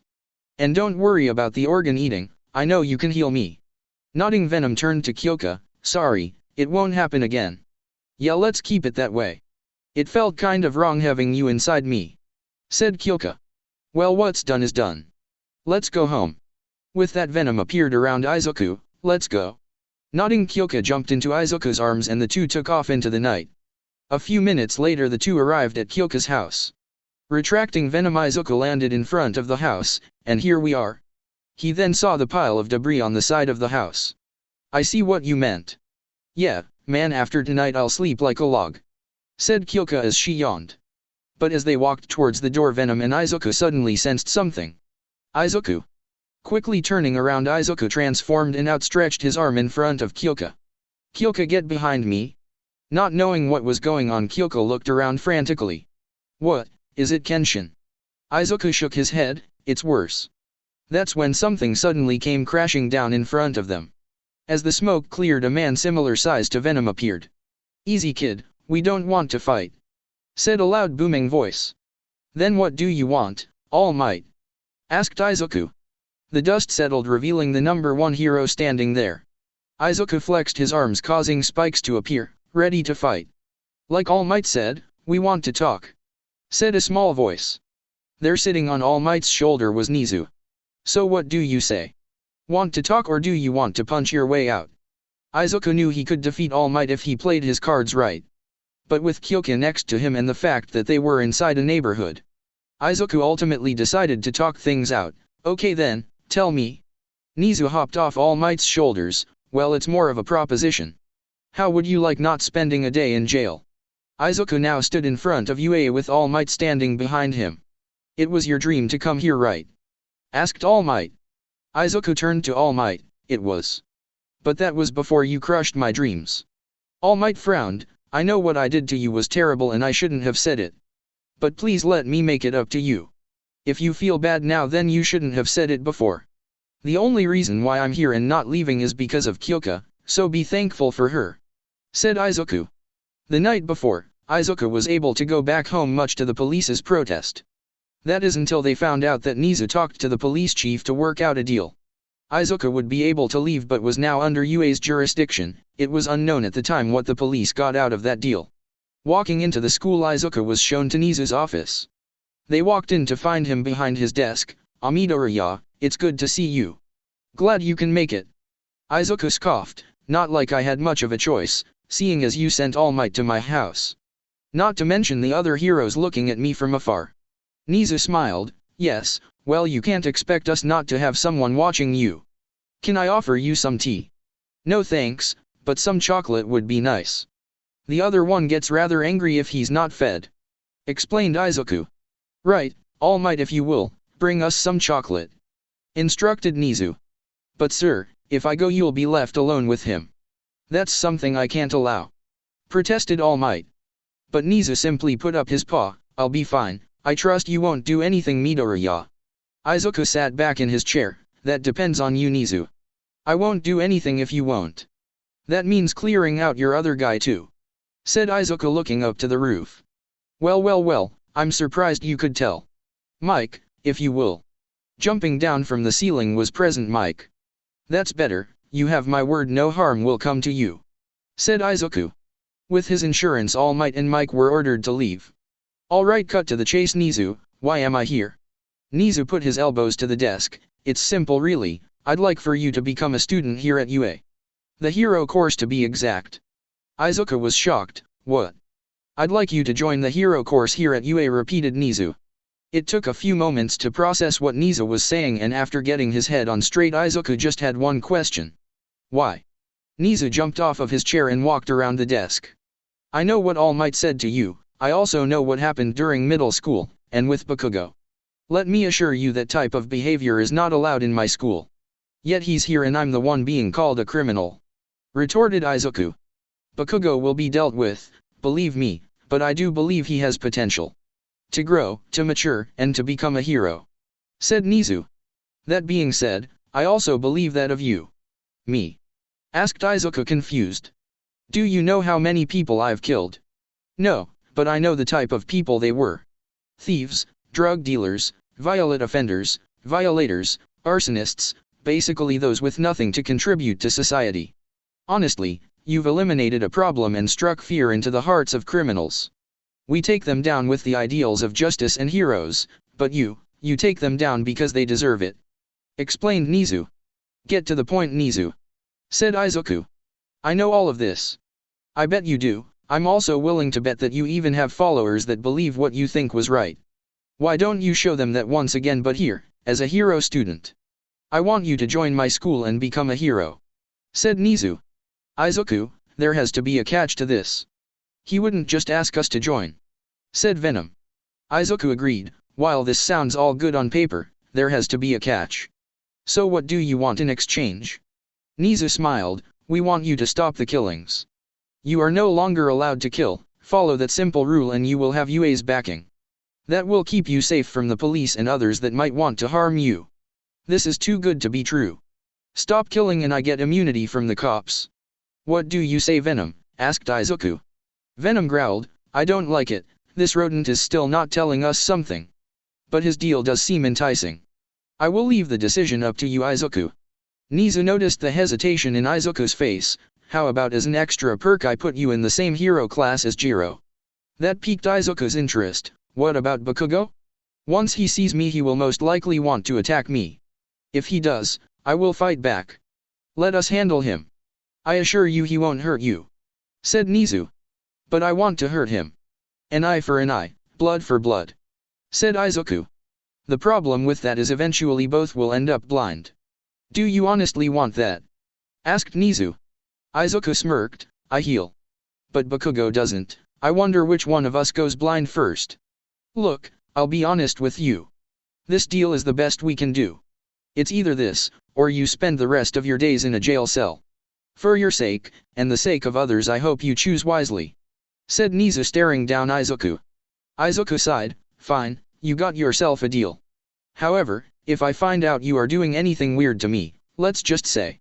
Venom then appeared and covered half of Izuku's face. I always wanted to try rat brains. Nizu felt a shiver run down his spine. Stealing his nerves, Nizu reached out his paw. Good to see we both came to an understanding. Izuku reached down and shook Nizu's hand as Venom retreated back inside him. Pleasure doing business. Oh right, there's just one thing I'd like to add to this deal. Just then All Might returned with the chocolate. I didn't know which one you liked so I got them all. However, as he looked up, All Might was met by Venom's massive fist to his face. Taken off guard, All Might was sent flying through the door he came in from and slammed against the wall down the hall. In the process of that, All Might had let go of the chocolate, which Izuku grabbed before they hit the ground. That felt good. Down the hall, All Might was surprised to say the least. Picking himself up, All Might watched as Nizu and Izuku shook hands again and went their own ways. Izuku turned and gave All Might one final smirk as he walked by. All Might grabbed his chin. That actually hurt. Just how strong is he? A few days later. After the USJ incident, the students were given time off, but now that had ended as it was time to go back to class. Kyoka had lost contact with Izuku over these last couple of days and she was starting to get worried. She went to class and sat in her usual spot as the class got noisy. Jiro, are you alright? Asked someone, startling her to focus. Kyoka turned to find Momo. Oh yeah, I'm fine, just tired. I see, would you like me to make you a sports drink? Asked Momo. Kyoka shook her head, I'm fine really, but thank you. I was just thinking about who's going to teach homeroom while Izawa is away. I mean, he did get pretty messed up. I don't know, said Momo. I assume it's going to be another teacher. But as she was saying that, the doors to the class slid open and in walked Izawa, his face and arms covered in bandages. Alright class, take your seats, I have a few announcements, he said in a muffled voice. The class was stunned. Mr. Izawa, should you be moving around so soon? Asked Momo. A hero's work is never ending. And if you want to become a hero, then I don't have time to waste, explained Izawa. Besides, you have other stuff to worry about. Like UA's sports festival that is coming up. The class all erupted in cheer. Hell yeah. I can't wait, said Kirishima. As the class celebrated, they suddenly felt a cold stare looking at them. They turned to find Izawa's eyes beaming at them through the bandages. The class quickly quieted down. Good, as I was saying. UA's sports festival will be the perfect place to show off and maybe even get internship offers. Eureka then raised her hand. Are you sure this is a good idea? The school was just attacked. While we understand your concern, this year UA will be upping up their defenses. We'll bring in heroes from across Japan to help. We will show Japan, and the world, that we can and will protect our students, explained Izawa. Now on to the second announcement. Kyoka rested her elbow on her desk. I wonder what else he has to tell us. I know this is sudden, but I'd like for you to meet your newest classmate. Come on in, kid, instructed Izawa. The class was surprised to see the door to the room slide open and in walk Izuku wearing the UA uniform. Both Kyoka and Bakugo's eyes widened. Hey everyone, it's nice to meet you. The name's Izuku Midoriya, or you can call us by our other name, Venom. What the hell? Yelled Bakugo, standing up from his seat. What the hell are you doing, Deku? You don't belong here. Izuku smirked. I'd be careful how you talk to me, Bakugo. I wouldn't want to hurt you. Bakugo's eyes began to twitch. Say that again, you useless nerd. I'll blow you to pieces. Getting around his desk, Bakugo rushed Izuku, but just as he reached out an arm, a black sludge slammed against him. Bakugo was then slammed against the wall with so much force that it cracked. I'm sorry, What was that about blowing me up? Asked Izuku in a condescending tone. That's when Venom reshaped itself and forced Bakugo to point the palm of his own hands towards his own face. Aizawa was just about to say something when Kyoka stood up. Izuku. Is that really you? Izuku turned to Kyoka and smiled. Hey Kyoka, told you we'd see each other again. Kyoka then ran up to Izuku and hugged him. Idiot, you made me worry. Retracting Venom, Izuku let Bakugo fall to the floor so he could hug Kyoka back. Sorry, but I'm fine now. Besides, Venom wouldn't stop nagging me. When are we going to see the girl? You should go find her. Seems to me like he missed you. That's when Venom appeared behind Izuku, causing the class to flinch. You said you wouldn't talk about that. I only wanted to see her because of you, Izuku. All you kept thinking about was her. Kyoka laughed. Seems to me that both of you missed me. If you three are done, I'd like to explain to the rest of the class what is going on, said Aizawa. That means no more attacking him, Bakugo. Do I make myself clear, said Aizawa. Bakugo didn't say a word as he walked to his seat. Izuku nodded and let go of Kyoka. We'll talk later. Walking back to her seat, the class watched in disbelief. They all heard of Venom and all of the people he's killed. So how did Kyoka know this guy and why were they so close? Standing in front once again, Izuku waited for Aizawa. As I was saying, Midoriya here will be joining us for this year as a sort of rehabilitation program. While we know how dangerous he is, we've already come up with countermeasures in case he does something. Izuku laughed and lifted up his sleeve to show a small watch-like device around his wrist. This is more like a shock collar if you ask me. That device sends a sound signal through his body that will temporarily incapacitate him. It won't kill you, kid, but it will sure hurt like hell. Explained Aizawa. I know, besides I won't do anything as long as Kyoka is here. Said Izuku, winking at her. Kyoka blushed, causing her to turn away from him. Right, anyway, go sit down. If you have any questions, ask the class president Aitsa. That's when a tall boy who wore glasses stood up. My name is Tinya Aitsa. It's a pleasure to meet you, Midoriya. I do hope we get along. Said Aitsa, bowing rapidly. Alright, let's get along. Said Izuku, taken aback by his attitude. Looking into the class, he noticed an empty seat in the back row and deduced that it was his. Walking over to the seat, he passed Momo, who didn't even look at him. Izuku. Yeah, I know. That girl is his daughter, thought Izuku, thinking back to Kenshin. We'll have to be careful around her. Especially if she's anything like her father. The morning classes went on as usual. Well, kind of. Every time a new teacher would come in, they would pass along a small device. That might be what controls the device around my wrist. Noted. It was now lunchtime, and as expected, the class was wary of Izuku, for good reason. Should we go talk to him? Asked a guy with red hair. Are you crazy? Do you want to end up like that bird thing at the USJ? Asked a small boy with purple balls on his head. But he saved us, didn't he? He did defeat it to save Jiro. So he can't be all bad, right? Asked a girl with short brown hair. As Izuku stood up, the class all began to walk out of the class. This is bringing back some bad memories. Then try to make some new ones. Said a voice in front of Izuku. Looking up, Izuku found Kyoka standing there with Momo behind her. What are you just standing around there for? You're hungry, right? Izuku nodded. Yeah, I could eat just about anything right now. Does that include your liver? Because it's looking really tasty right about now. Said Venom. No. I like my organs where they are. Let's go to eat before this guy eats me from the inside out. Said Izuku.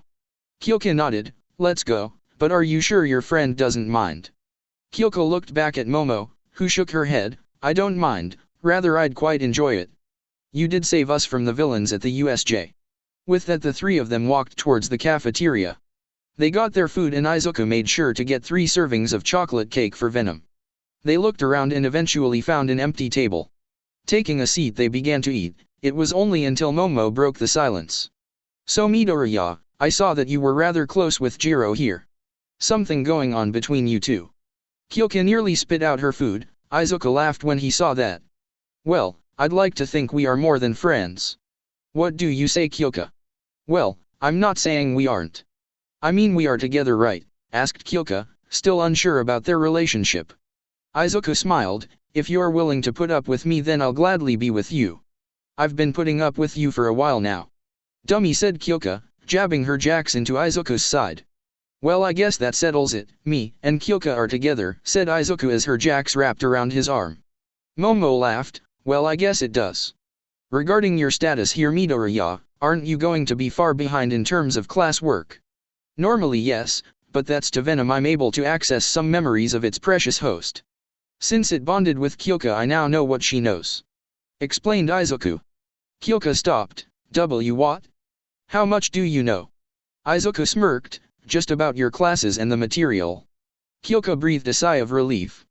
And the fact that you dressed up as Raven from the Teen Titans one year for Halloween when you were little.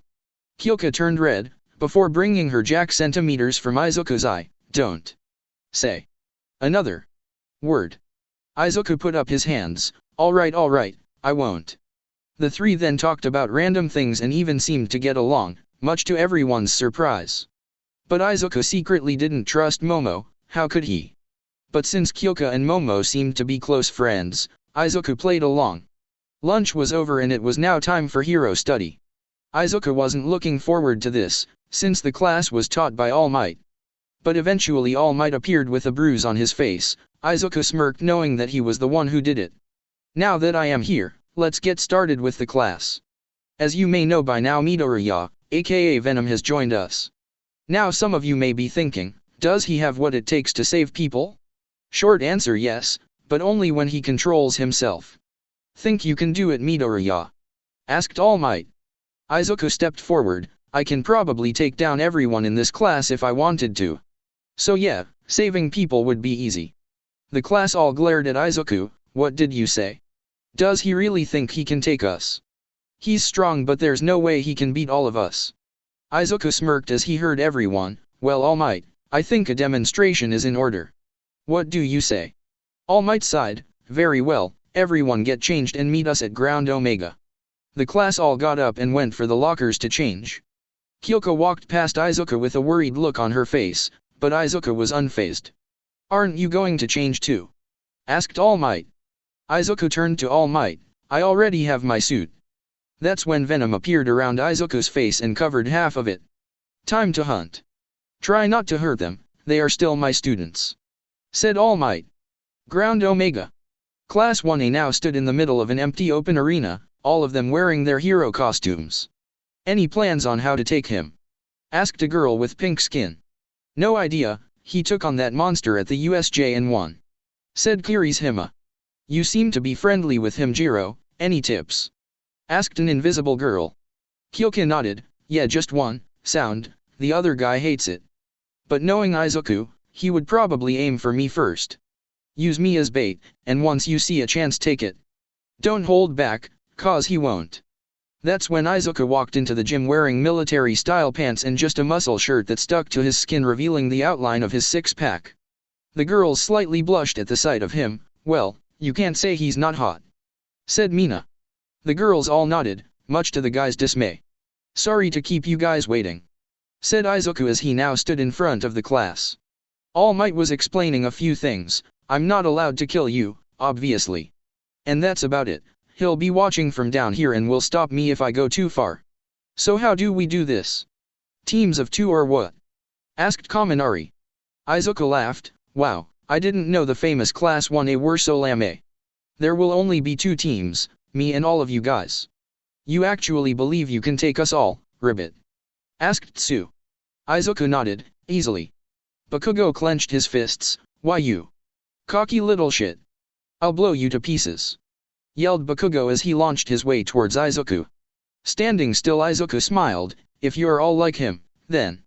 Appearing from his back, black tendrils managed to catch Bakugo in midair. They wrapped around his arm and crushed one of his gauntlets into pieces. Izuku then flung Bakugo towards the wall.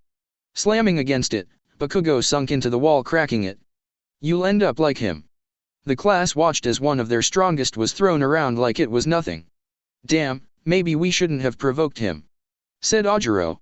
Too late to back down. Said Momo. We either take him down or he takes us down. Work together and we might have a chance. The class agreed and readied themselves. Izuku smiled. That's more like it. Venom then began to appear around Izuku. Soon it completely covered him. Now standing as tall as All Might, Izuku looked down at the class. Who's next? The class all looked at Izuku with fear in their eyes. "Attack!" yelled Kyoka as she plunged her earphone jacks into the ground. The class all followed her order and jumped into battle. 2 minutes later, Izuku stood face to face with Kyoka as Venom retracted into his body. "Give up." Kyoka nodded as her breathing was heavy. "Did I even stand a chance? Out of everyone, you and that ice guy had the best chance of beating me," said Izuku. That's when we saw that Izuku had a hand around her waist. "Still, I don't know why Swirl over there didn't use his fire. What a waste." "Hey, be nice. Maybe he doesn't have full control of it," said Kyoka. "Now, can you please let me go? This is getting embarrassing," said Kyoka blushing. Izuku smirked. "It's fine." However, as the two smiled at each other, Bakugo finally managed to pull himself together. "Why, you bastard. No one does this to me. I'll kill you." Using his explosions, Bakugo launched himself towards Izuku, but to get to him Bakugo had to get through Kyoka. "Move," he yelled out, raising his hand. Izuku's eyes widened when he noticed Bakugo, but by then he was already so close to Kyoka. With no time to think, Izuku turned Kyoka around and took the blast head on. The entire arena was blanketed in smoke. All Might quickly rushed in. "Is everyone alright?" But as the smoke cleared, his eyes widened when he saw Izuku's chest charcoaled black and Kyoka knocked out by the shockwave. His surprise, however, soon turned to worry when Izuku lifted his head and saw the look on his face that sent a shiver down the number one hero's spine.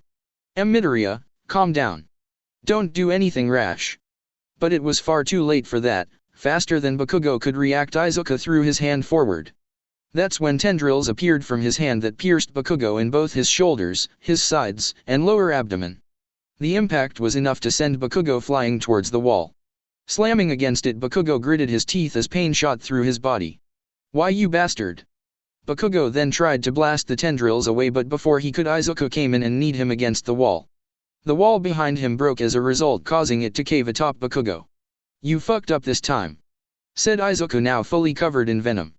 All Might, seeing what had happened, finally approached Izuku and placed a hand on his shoulder. "That's enough, Midoriya, now stand down." But Izuku said nothing as he quickly turned around and smacked All Might away. Sliding to a stop in the middle of the arena, All Might felt blood running down his lip. And much to his horror, he saw as Izuku picked Bakugo up from the rubble and opened his mouth. Quickly reaching into his pocket, All Might pulled out a small controller with a big red button. "Sorry about this, Midoriya," said All Might as he clicked the button. With Izuku, he now had Bakugo hanging upside down by his leg. "You should have never messed with me, Kakan.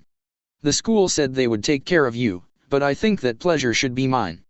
Izuku opened his massive mouth, but before he could even take a bite, a loud high-pitched sound began to emit from the device around his wrist. The sound caused Venom to screech out in pain as its body began to twist and morph. Before long, Venom tried to remove the device, but to no success. Finally succumbing to the sound, Venom retreated back into Izuku. Seeing that Venom was now gone, All Might stopped the sound. Getting up, he walked over to Izuku to find him on his knees, his breathing heavy and erratic. That hurt. It was supposed to. Now you know what we can do. Step out of line, hurt another student, or even threaten another student. I will rip that thing out of you with my own hands," said All Might, towering over the boy. Izuku smirked as sweat dripped down his forehead. "Fuck you, All Might." With that, Izuku collapsed to the floor unconscious. Calling in help, All Might made sure Kyoka and Bakugo were taken to the nurse's office. Now it was Izuku's turn. However, by the time Recovery Girl went over, the wounds on Izuku's chest healed thanks to Venom. Now in the nurse's office, Izuku was secured.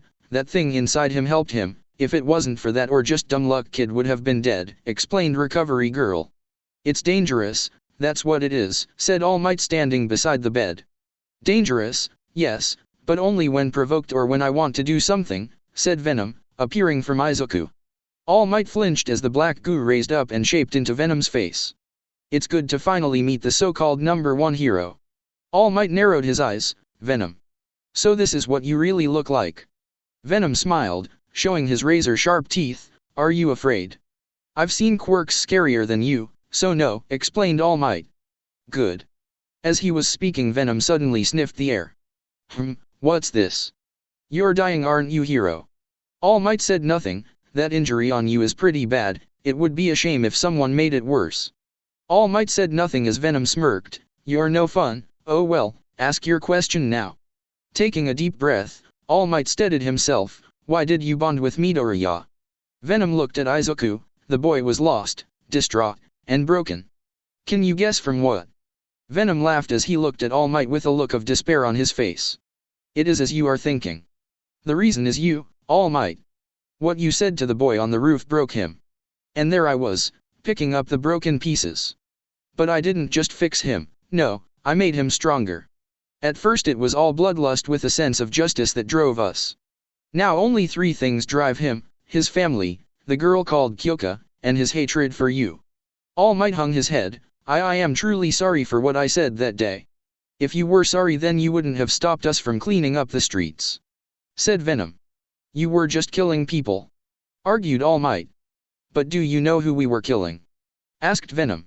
We were killing drug dealers who sold to kids, murderers, thugs who robbed and assaulted people for the fun of it. That's who we're killing.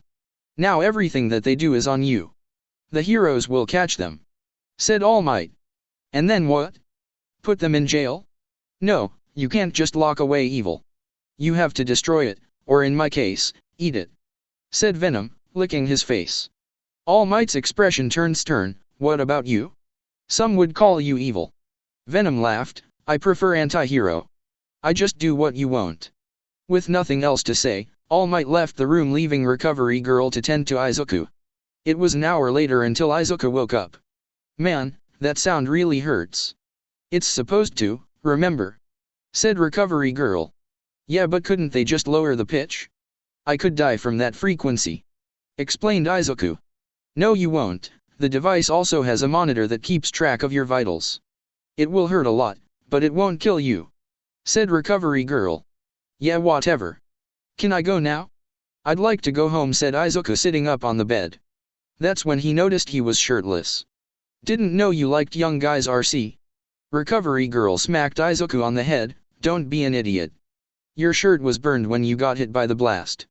Izuku rubbed the top of his head. Right, forgot about that. So, how's Bakugo? He's alive.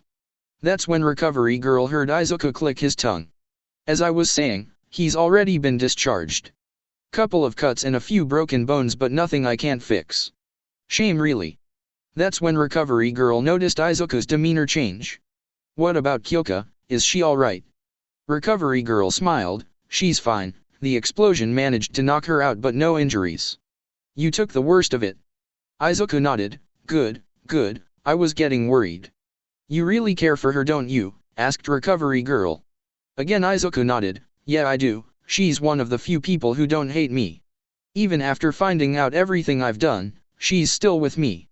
Izuku laughed. It's funny actually, all my life I've been alone, but in such a short amount of time she's become the most important person in my life. Recovery Girl smiled, but before she could say anything Venom appeared. What about me? Aren't I important to you? Izuku looked away. No, you're annoying. What? You take that back, yelled Venom as he began to headbutt Izuku. That hurt you little. The two then began to fight, with Izuku pulling on Venom, and Venom repeatedly hitting Izuku. After a while the two calmed down and were allowed to leave. The rest of the day was uneventful. Izuku and Kyoka were now walking to the train station. Normally they would talk, but this time around Kyoka wasn't speaking to Izuku. So, are you mad at me? Asked Izuku. Kyoka kept walking. Come on Kyoka, I said I was sorry.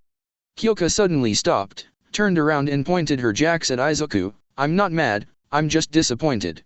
You almost got yourself kicked out of the school. And for what? Bakugo? He isn't worth it.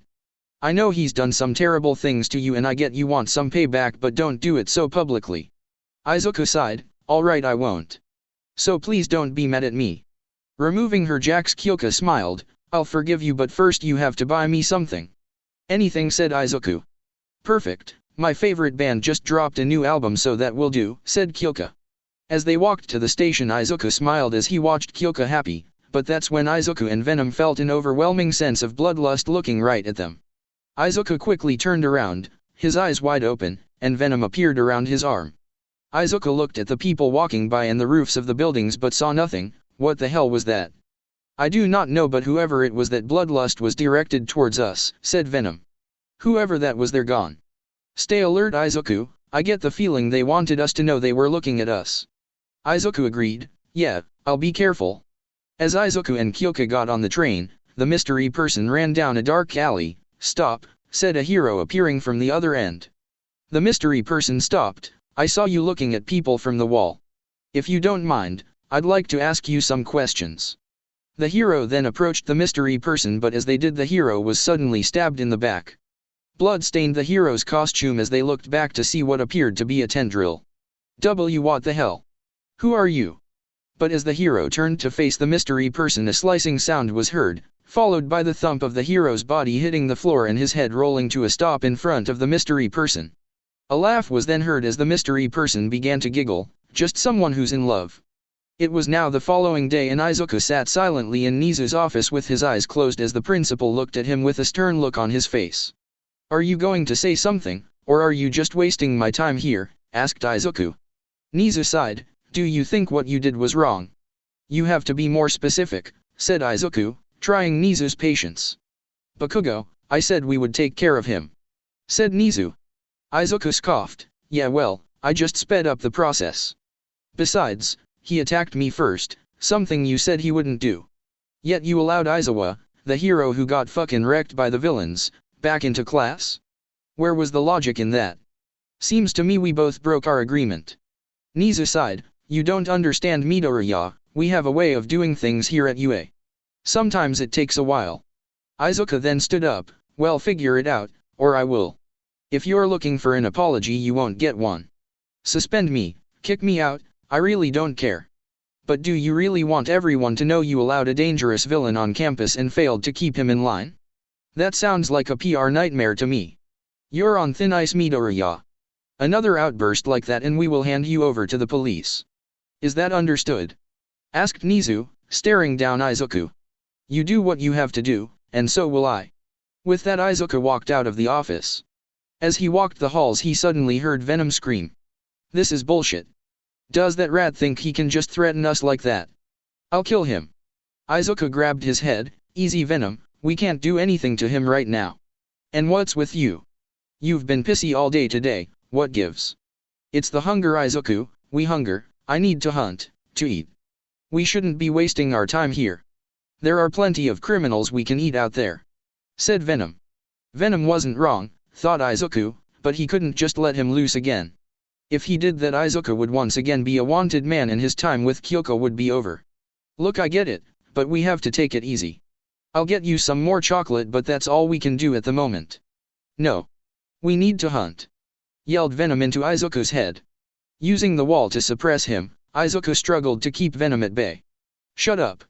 You really want to get out? Then figure out a way to get that device off of us. We can't do anything while that is on us. Venom stayed quiet after that. Izuku went back to his class. During lunch, Kyoka tried to ask him about what Nizu had to say, but Izuku simply said that it was nothing. It had been a few days since Izuku had joined up with UA and things started to calm down in class. He wasn't fighting as much with Bakugo but did occasionally bump heads, without anyone losing their heads.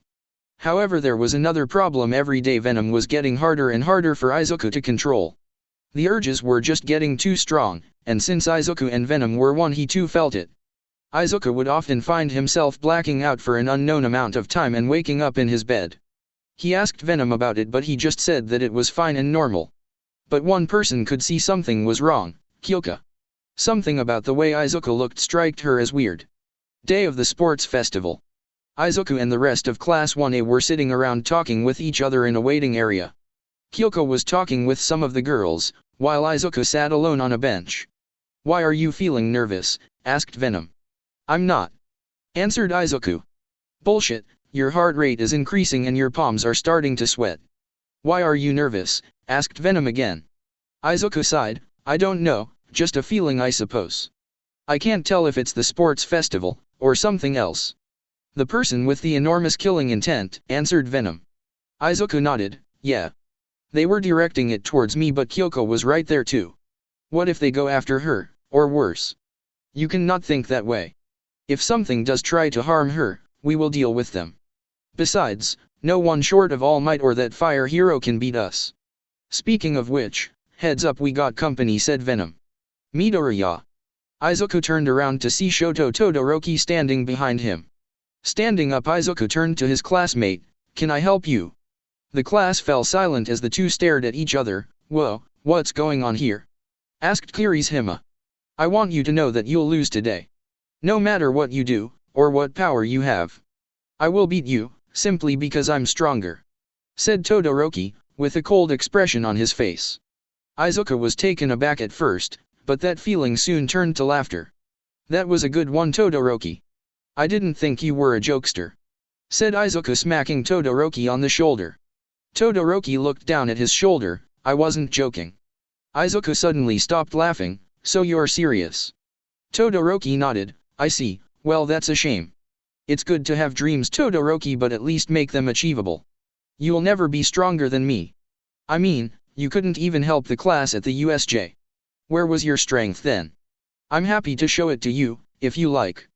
Said Todoroki as the air around him began to chill. You second-rate villain. Izuku glare pierced Todoroki as they both looked like they were about to throw down. Venom then appeared around Izuku's fist as ice appeared on Todoroki's hand.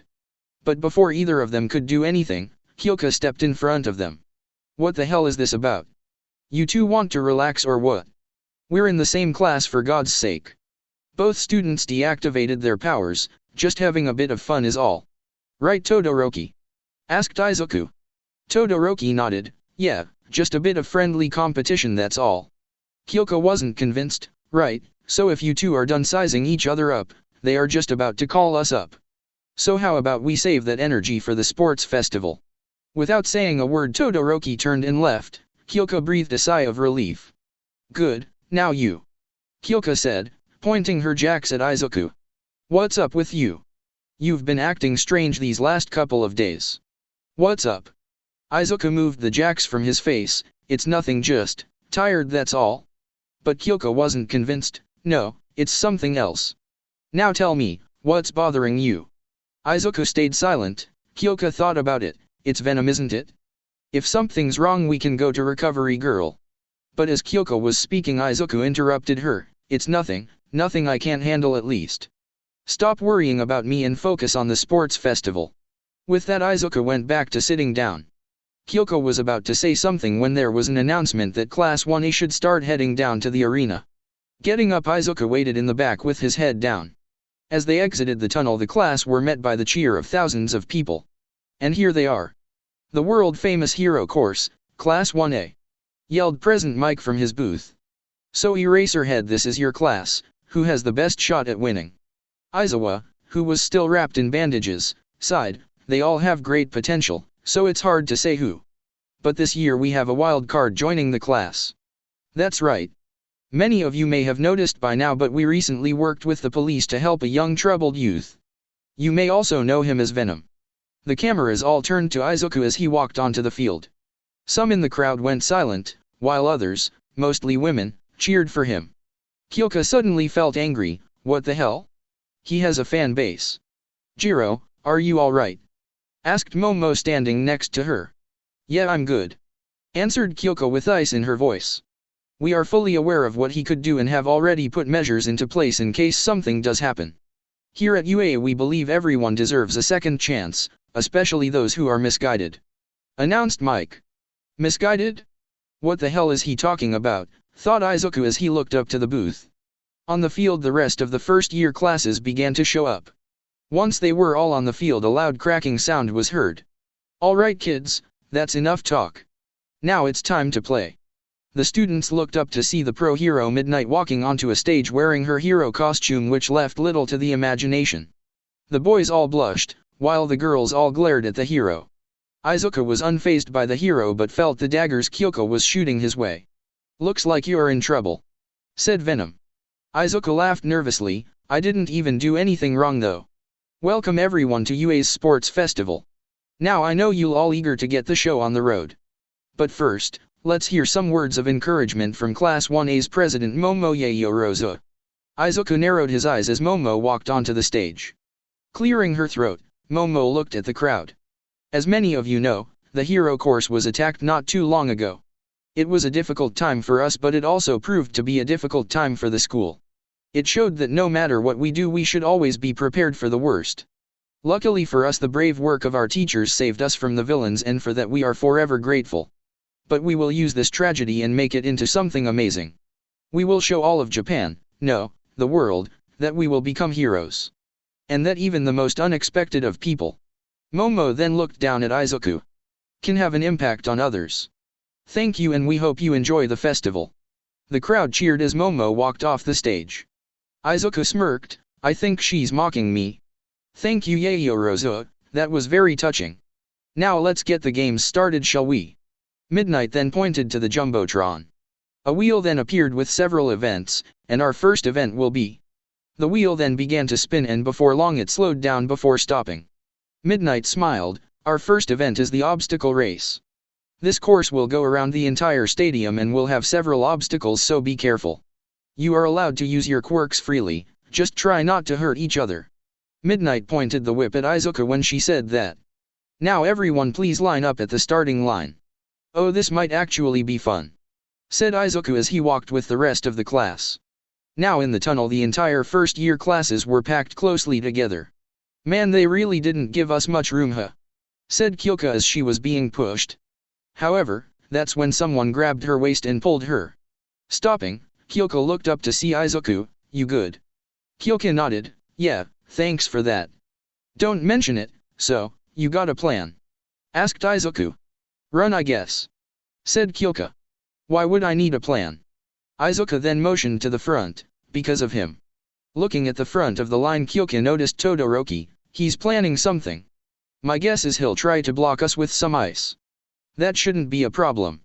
I can just blast my way through it, said Kyoka, waving around her jacks. You could, but I would appreciate it if you wouldn't, said Izuku. Weak to sound, remember? Right, so what do you have in mind? Asked Kyoka. Izuku smirked as he leaned in and whispered into Kyoka's ear. That might actually work, said Kyoka. Alright, and the students are set. Let's get this started. In 3, 2, 1. Go! Yelled Present Mike as a loud horn was heard. With the race officially started, everyone took off, but since there were so many people there was little room to move. But as people were pushing and shoving, Todoroki escaped and was now in the lead. Sorry about this everyone, but there's someone here that I have to prove wrong. Turning around, Todoroki created a massive wall of ice in front of the starting line. Whoa, look at that! Todoroki is sabotaging his class. What will they do to get past this? Izuku looked up. They won't get past it. They'll go through it. The camera then switched over to the ice where out of nowhere it shattered, creating a hole through it. Did you really think this would slow me down? Asked Izuku, with Venom completely surrounding him. And much to everyone's surprise, Kyoka in his arms. This was quickly followed by more shattering of ice. What the hell, half and half? I'll fucking blow you up! Yelled Bakugo as he blasted through the ice. Todoroki ignored them as he continued to run. But he himself was stopped when robots appeared in front of him. Did you think we'd make it that easy? Asked Mike. Welcome to the first stage, the Robo Battle. These are the robots we used during the entrance exam, so be careful. We even added some of the 0-pointers for good measure. Standing before the massive robots, Todoroki was about to destroy them when Izuku and Kyoka zoomed past them. Don't just stand there, do something. Izuku then jumped into the air and began to climb up the 0-pointer's arm. You ready? Kyoka nodded. Let's do this. Pulling his arm back, Izuku suddenly threw Kyoka high into the air. Everyone watched as she landed on the Titan's head. Your armor is strong, but the wires inside you aren't. Jamming her jacks into the robot, Kyoka sent sound waves through it. The robot then began to spark and crumble as its internal wiring was now destroyed. That's when the Titan began to lean. Kyoka quickly got up and ran towards the edge. With a powerful leap, Kyoka jumped off the Titan. The arena thought she was crazy, or at the very least was going to get hurt. But now halfway down the robot, Izuku appeared and snatched her out of the air. I got you. You better. Let's go, time to win this thing. With that, Izuku flung Kyoka onto his shoulders and began to run. Bulldozing through the smaller robots, Izuku and Kyoka made it to the second obstacle.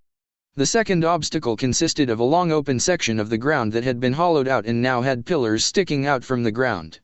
Now what? Asked Kyoka. Izuku smiled. Hold on. Taking a few steps back, Izuku then ran towards the edge and jumped off. He aimed for one of the pillars but unfortunately didn't make it. The two then fell into the dark abyss below. However, that's when a black tendril dug into the pillar near the top. Appearing out from the dark was Izuku and Kyoka. Kyoka was screaming as she held onto Izuku tightly, "I hate you." Izuku smiled, "We both know that's not true." Going from pillar to pillar, the two of them made it to the other side while the others were just making it to the second obstacle. The two of them were having the time of their lives winning, but not everything was fun in the stadium. In the maintenance halls of the stadium, the worker was pushing a cart filled with cleaning supplies. "Man, I should have stayed at that office job.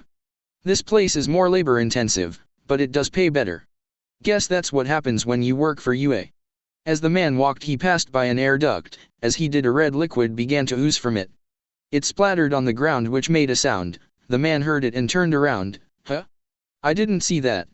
Going back, the man grabbed a mop, but just as he was about to clean it up, a red tendril came down and grabbed the man by the neck. The man struggled against the tendril as it began to lift him off the ground. Gasps for air were heard throughout the halls, followed by a loud cracking sound. With a thump, the man's body hit the floor, his eyes bulging and his face purple. He was dead. That's when more of the red ooze dropped down beside the man. At first it was a puddle, but it soon reshaped itself in a tall red skinny monstrosity. "So, what do we do with this one?" The creature was slender in size but tall in height. They also had the same white eyes as Venom had and the same razor-sharp teeth. Retracting part of the face, it was revealed that Toga was underneath.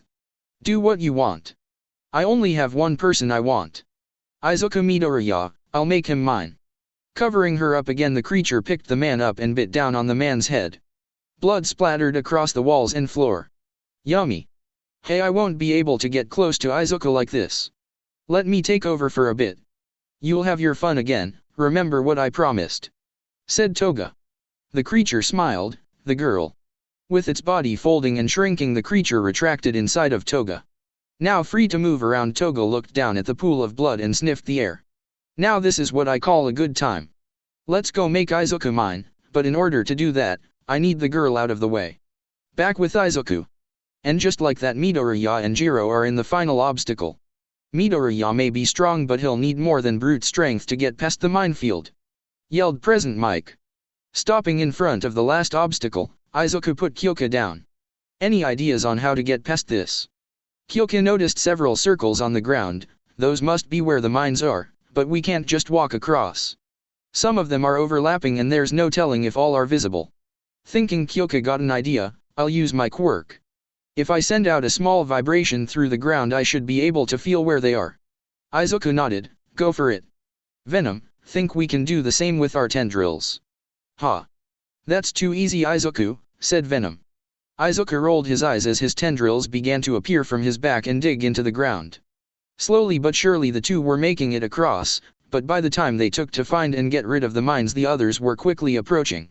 Izuku turned around to find Bakugo and Todoroki had passed the second obstacle. "They're coming," yelled Izuku. "I know. But if we mess up here, we'll be blown back," said Kyoka. The two of them were about halfway through the final obstacle when the runner-ups reached the third obstacle. Izuku looked at Kyoka and got an idea. "Keep going, I'll slow them down." Underneath the ground, Izuku began to grab the mines that he found. One by one he ripped them out of the ground and launched them into the air. Todoroki and Bakugo looked up towards the sky to see mines raining down from the sky. "You think this will stop me?" yelled Bakugo as he used his explosions to dodge the mines. Todoroki raised his hands and froze the mines in midair. "Child's play." Izuku flung the last of the mines he had around him. "Great, that only slowed them down slightly. Now what?" "Now, we make sure they don't get past us," said Venom. "I like the way you think, Venom." Izuku then ran at the two at full speed.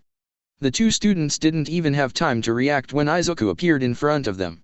"Hello guys, sorry but this is as far as you go." Grabbing their faces, Venom used his strength and buried them into the ground. With a loud thud, the skulls of Todoroki and Bakugo smacked against the ground. Thinking he had knocked them out, Izuku stood up. Too easy. Turning back around, Izuku was about to go back to help Kyoka when out of nowhere an ice spike came from the ground and pierced Izuku through the shoulder. "What?" Izuku turned around, but as he did, he was met by Bakugo's hand. Throwing his arm forward, Bakugo let out a massive explosion. The blast managed to push Izuku back with the piece of ice still in his shoulder. Sliding to a stop a few feet away, Izuku turned around. "Now this is unexpected." I never thought the two of you would team up. The two hero course students now stood side by side with blood running down their faces. This is only temporary, once we get past you it's business as usual, said Bakugo. Frozen mist appeared around Todoroki's arm, now get out of our way. Izuku smiled underneath the symbiote, so that's how you want to play it. Alright, I'll bite, but fair warning, Venom likes to play with his food before he eats it. Grabbing the piece of ice in his shoulder, Izuku pulled it out by punching it out. Picking up the spike he threw it at Bakugo. Bakugo reacted fast enough and managed to blow it up. But as the ice shards fell around him, Bakugo's eyes widened when a black tendril attached itself onto his chest. Pulling on the tendril, Izuku yanked Bakugo towards him. With his other arm, Izuku transformed it into a massive hammer and brought it down. Thinking fast, Bakugo blew up the tendril and jumped back just as the hammer was brought down. Seeing his chance, Todoroki threw his arm onto the ground and activated his quirk. Seeing the floor ice up, Izuku instinctively jumped up. As he did, several ice spikes appeared from the ground. Using them to his advantage, Izuku swung from spike to spike. You idiot! You just gave him more room to move, yelled Bakugo as he rocketed towards him. Seeing this, Izuku once again threw down a tendril, but this time Bakugo dodged. Ha! Missed, now you're mine, yelled Bakugo. Oh, I wasn't aiming for you, said Izuku, pulling on the tendril. Bakugo then put it together. Looking down, he noticed Todoroki trying to freeze over the tendril. But he wasn't fast enough. Colliding in midair, the two became an intertwined mess. Get off me, yelled Bakugo. However, as the two struggled, Izuku flew in with his arm pulled back. Todoroki saw this and created an ice shield, but Izuku was too strong and shattered the ice, sending the both crashing onto the ground. As they laid there discombobulated, Izuku wrapped them in a tendril. You guys put up a good fight, I'll give you that. But you two suck at teamwork. If you fought me one-on-one, you may have stood a better chance. With that, Izuku once again ran towards Kyoka, who was still finding the mines. Kyoka! Jump! Yelled Izuku. Looking back, Kyoka saw Izuku running towards her. Knowing that he had a plan, Kyoka did what Izuku told her and jumped. Coming in, Izuku snagged her out of the air and jumped. With a powerful leap, Izuku managed to clear the last of the mines. Landing, Izuku put her down. So who's going to cross the finish line first? Kyoka thought about it. You can go, I'll be fine with second. Are you sure? I don't mind being second place, said Izuku. Kyoka nodded. I'm sure, now go. Well, alright then. Izuku then took a step forward, but as he did, something stuck onto his back. Turning around, he noticed what it was. Ah hell. With a mid-level sound blast, Kyoka managed to partially get Venom off of Izuku. Screeching in pain, Izuku fell to his knees. Sorry about that, Izuku, you just made it too easy. Izuku watched as Kyoka crossed the finish line. She got us. Izuku smiled. She sure did. Oh well, that's what I like about her, always unpredictable. Crossing the line shortly after, Izuku came in second. Sorry about that, Izuku, but I really wanted to take first. But I also didn't want it to be handed to me, explained Kyoka. Now with Venom fully retracted, Izuku put up his hand. Nah, don't worry about it. I let my guard down. You deserved it. Thanks, said Kyoka. But don't think you'll get off scot-free, said Izuku, getting close to Kyoka. Kyoka took a step back. What do you mean? Izuku smirked. I mean this. Lifting her chin, Izuku leaned in and planted a kiss on Kyoka's lips. The whole stadium and everyone watching at home watched as the two kissed. Kyoka's eyes widened, and after a few seconds they pulled away. Now we're even, said Izuku. Kyoka was blushing but also had a very angry-looking expression on her face. Why you? I'll get you for this. Izuku quickly ran away as Kyoka ran behind him, trying to stab him with her jacks. But that's when someone came out of one of the tunnels in the stands. It was the worker from before. But in reality it was Toga using her quirk. So, that's him? The boy you're after? Toga nodded. Yes, and that girl is the one we have to get rid of. She looks tasty, said the monster inside Toga. She'll pay for touching my Izuku, said Toga as her eyes turned bloodshot red. But we must first wait for the perfect opportunity. Once we do, we strike. Toga watched from the stands as Izuku and the remaining students were all told the next game, a cavalry battle.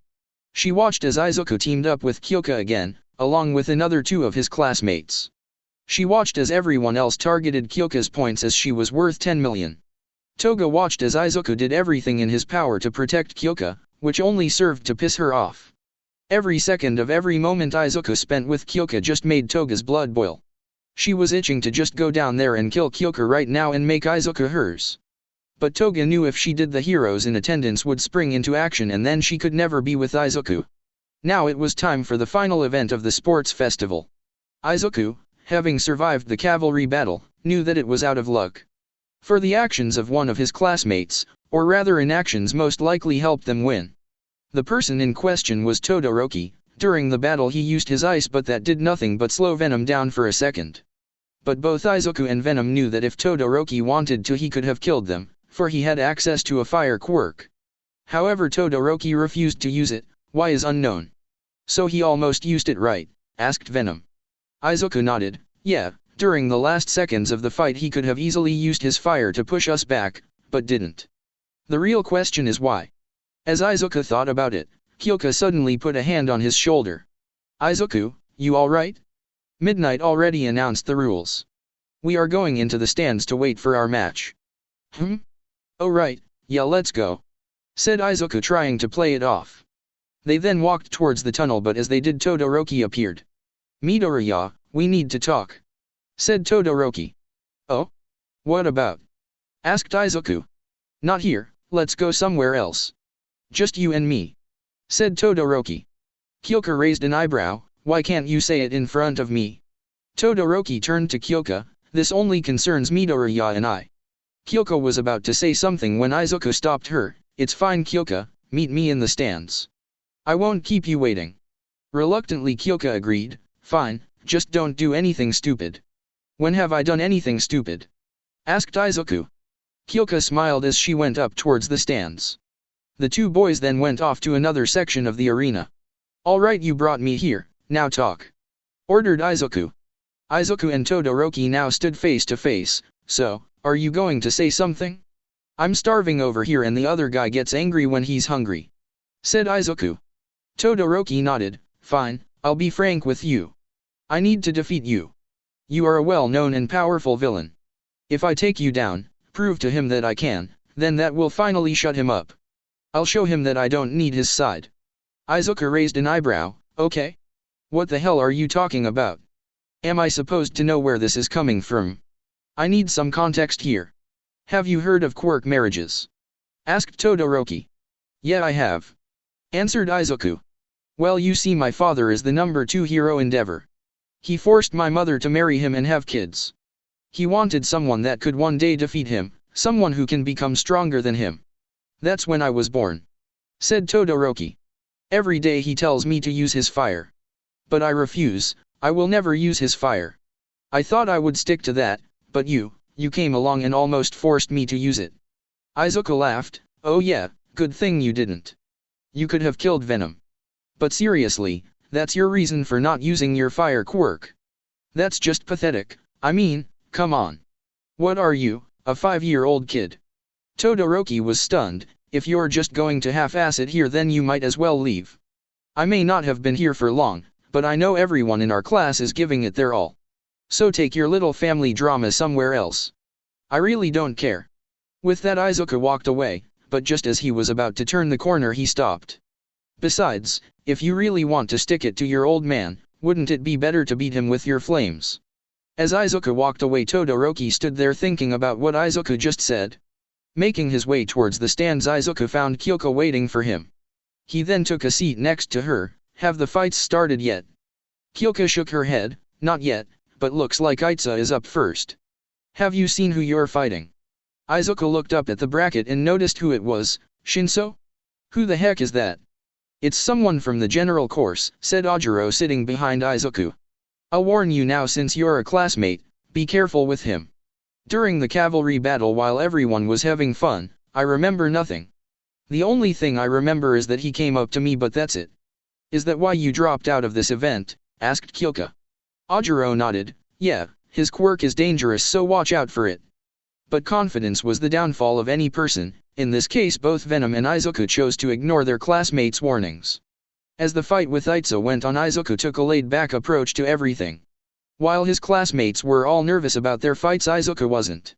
Why would he worry? He was strong enough to punch out All Might. After Itza won his fight, it was now time for Izuku to head down to the arena. Standing up, he turned and looked at Kyoka. Well, I'll be right back. Kyoka raised an eyebrow, feeling a bit cocky. Izuku smiled, well yeah, with Venom I'm borderline unstoppable. You are literally the only one who can hurt me. There is another, but he's too scared to do anything. That overconfidence is going to bite you in the ass, Izuku, warned Kyoka. I know, but not today. With that, Izuku walked down towards the arena. The rest of the class would only grumble at what Izuku said. They knew that what he said was true to a point. Down at the arena, Izuku now appeared. The crowd cheered as he walked. Looks like they love us. Izuku smirked. Right, they like the goo alien from another world. Regardless, we have fans, so let's give them a show. Looking across the arena, Izuku found Shinso. You guys know the rules, so are we ready? Asked Midnight. Shinso nodded, as did Izuku. Then let's get this show on the road. Fight. The entire arena was surprised when both fighters didn't move. Kyoka raised an eyebrow. Oh come on, is he really going to do it? Do what? Asked Momo. He's going to fight Shinso without Venom, said Kyoka. Down in the arena, Izuku waited for Shinso to move. So, are you going to attack? Asked Izuku. Shinso didn't respond. Are you just going to stand there? Come on, let's get this over with. But still Shinso refused to move. Rolling his eyes, Izuku sighed. Fine, guess we're doing this the hard way. Izuku walked towards Shinso, but before he could reach him, the general ed student spoke. So how does it feel to cheat your way in? Izuku stopped and narrowed his eyes at Shinso. Come now, do you really think the rest of us don't know how you got here? A B-grade villain who was pitied by those in this school. Or maybe it was fear for what you did. You killed several people, yet you're in the hero course. Don't you find that a bit weird? Can we kill this guy? Asked Venom. No, as much as I want to, we can't. If we hurt another student from this school, we'll be thrown in jail. Let him talk. Thought Izuku as he resumed walking towards Shinso. Seeing that his provocations weren't working, Shinso still had more to say. I heard a rumor about you. People are saying that you are quirkless. Hearing that, Izuku began to walk faster. Seems like the rumors are true, so that leaves only one thing left to say. Now in a full sprint, Izuku was ready to take Shinso down, but right before he could, Shinso smirked. You're a worthless nobody who only relies on others. With his fist pulled back, Izuku gritted his teeth. Shut the hell up. Wait kid. I've got a bad feeling about this. Warned Venom, but it was far too late. Idiot. That's when Shinso activated his quirk, causing Izuku to lower his hand. Now that you're under my control, walk out of the arena. Everyone watched as Izuku turned and with a blank look on his face, began to walk towards the edge. What's this? Midoriya is walking away from Shinso, yelled Mike from the booth. In the stands, Kyoka was stunned. Izuku. What the hell is going on? That's when Ajiro spoke up. I tried to warn him. Shinso seems to have some sort of mind control quirk. Kyoka's face turned to worry. Damn it. Come on Izuku, wake up. Inside Izuku's mind, Venom was frantically trying to snap his host back to reality. Hey kid. Wake the fuck up. You can't lose like this. I can't stop myself. Can you do anything? Asked Izuku. Venom thought about it. There might be one way. Give control to me. All of it. Set me free. Izuku thought about it. If he let Venom take control, there was no telling what he would do. But as Izuku was thinking, he noticed how close he was to losing. His pride wouldn't allow himself to lose to someone like Shinso. Do it. I can't lose here. Venom smiled, with pleasure. Outside in the real world, Izuku was just 3 steps from leaving the arena, but just before he could step out of bounds, he stopped. Shinso was surprised. Hey. Didn't you hear me? Walk off the edge. However, instead of following his orders, a deep laugh was heard. Sorry, but Izuku can't come to the phone right now. Care to leave a message? Turning his face, Shinso flinched when Izuku brandished his razor-sharp teeth and half of his face covered in black goo. The crowd all fell silent as Venom appeared and now towered over Shinso. Stop and walk off. Ordered Shinso. But Venom simply smiled. Sorry Charles, but that won't work on me. Now, how about I have some fun? With loud thumps, Venom approached Shinso. In the stands, the teachers all stood up from their seats. This isn't good, said Nizu. If he does anything, take him down. We can't let the world know that he. But as Nisa was explaining what to do, a loud roar was heard. Everyone in the stadium covered their ears as Venom charged Shinso. Seeing this, Midnight activated the takedown device on Izuku. A loud high-pitched sound coursed into Venom, causing the symbiote to fall to his knees in pain. Thinking Venom was no longer a danger, Midnight jumped off of her podium and onto the ring. "Sorry sweetie, but you can't rampage here." Just then a black tendril shot out of Venom, hitting the hero in the chest and sending her flying towards the podium. Now tangled within the metal, Midnight groaned in pain as another tendril grabbed the remote and smashed it onto the ground, destroying it. The high-pitched sound stopped, which allowed Venom to stand back up. That hurt. Grabbing the remains of the podium, Venom began to fling them into the stands. The people screamed and ran in an effort to dodge, but they wouldn't make it. But just as the debris could hit them, a sudden gust of wind knocked them away. The crowd watched as All Might appeared. Venom turned to All Might. "Hero, I have a bone to pick with you, get down here," demanded Venom. All Might obliged and with a loud boom, landed onto the arena. "If you wanted me, why involve the others?" Venom smiled, "Because I knew that would get your attention." "Midoriya, stop this. This is your last warning," cautioned All Might as he clenched his fist. "Don't make me hurt you, Midoriya." "No, not Midoriya. Only Venom." Throwing his arm forward, Venom created several tendrils that launched at the hero. All Might jumped back, but as he did, a shadow washed over him. Looking up, All Might found Venom in midair and his arms turned into spikes. Stabbing downward, Venom aimed for All Might, but the hero was once again too fast. Only hitting the ground, Venom's spikes broke the earth. "It's been a while since I've been able to let loose. Midoriya has always kept me in check, but now I can have some fun. Besides, this is the perfect opportunity for me." Pulling his spikes free, Venom looked up at All Might and let out a roar, but was surprised when the hero charged him. "Enough." Detroit Smash. Throwing his arm forward, the entire area was hit with a massive shockwave, sending dust into the air. As the arena cleared, the crowd and heroes in attendance were stunned to find black webbing attached to the top of the stadium. They were even more surprised when they found All Might wrapped up in the same black webbing like a spider that just caught its prey. "You're slow, All Might. When we fought before you were faster, what gives?" asked Venom. "Oh, I see, it's the people, isn't it? What a hero, risking your life to save others, quite noble. Unfortunately for you, I really don't care about them, well, all but one." Just then Venom sensed something. Thinking fast, he managed to jump into the air and land on the webbing. Looking down, a wall of fire appeared where he stood. "Great, I forgot he was here." Crashing down onto the arena was Endeavor, the number 2 hero, his quirk, fire. "Nimble one, let's see how long you can dodge my flames." Throwing his arm up, the number 2 hero launched fire blasts as Venom. But each time Venom would dodge, jumping from web to web. He knew that if any one of those hit, it could be fatal. One person who watched from the stands looked at what was going on in pure surprise. Kyoka stood watching as her class hid. "Why? Venom, stop this. Jiro, we have to go. This place isn't safe anymore," said Momo as she grabbed her classmate's arm. Pulling on her, the two got into the tunnels, but the two were pushed up against the other students trying to flee. In the confusion, Kyoka got separated from Momo. "Damn it. Why can't people relax?" However, that's when someone bumped into Kyoka and grabbed her arm. "Hey." Kyoka turned to look at the person only to feel something press up against her side. "Maybe you're the one who should relax," said the person wearing a red hooded jacket. Feeling whatever it was making its way to her neck, Kyoka noticed that it was a red tendril that was sharpened at the tip. "You're coming with me, make a sound and everyone in this tunnel dies." What? That looks like Venom." Swallowing nervously, Kyoka nodded and was then quickly led away from the rest of the crowd. Back in the arena, All Might had broken free of his bonds and was now trying to reach Venom. But with the people still evacuating, he couldn't use his full strength, and Venom saw this. Taking advantage of this, Venom would use his tendrils to cut the hero across various places of his body. All the while Venom was still dodging Endeavor's fire blasts. "Come now, heroes, is this all you got? I'm so disappointed." Endeavor gritted his teeth. "He's mocking us. I'm done playing games, I'm ending this now."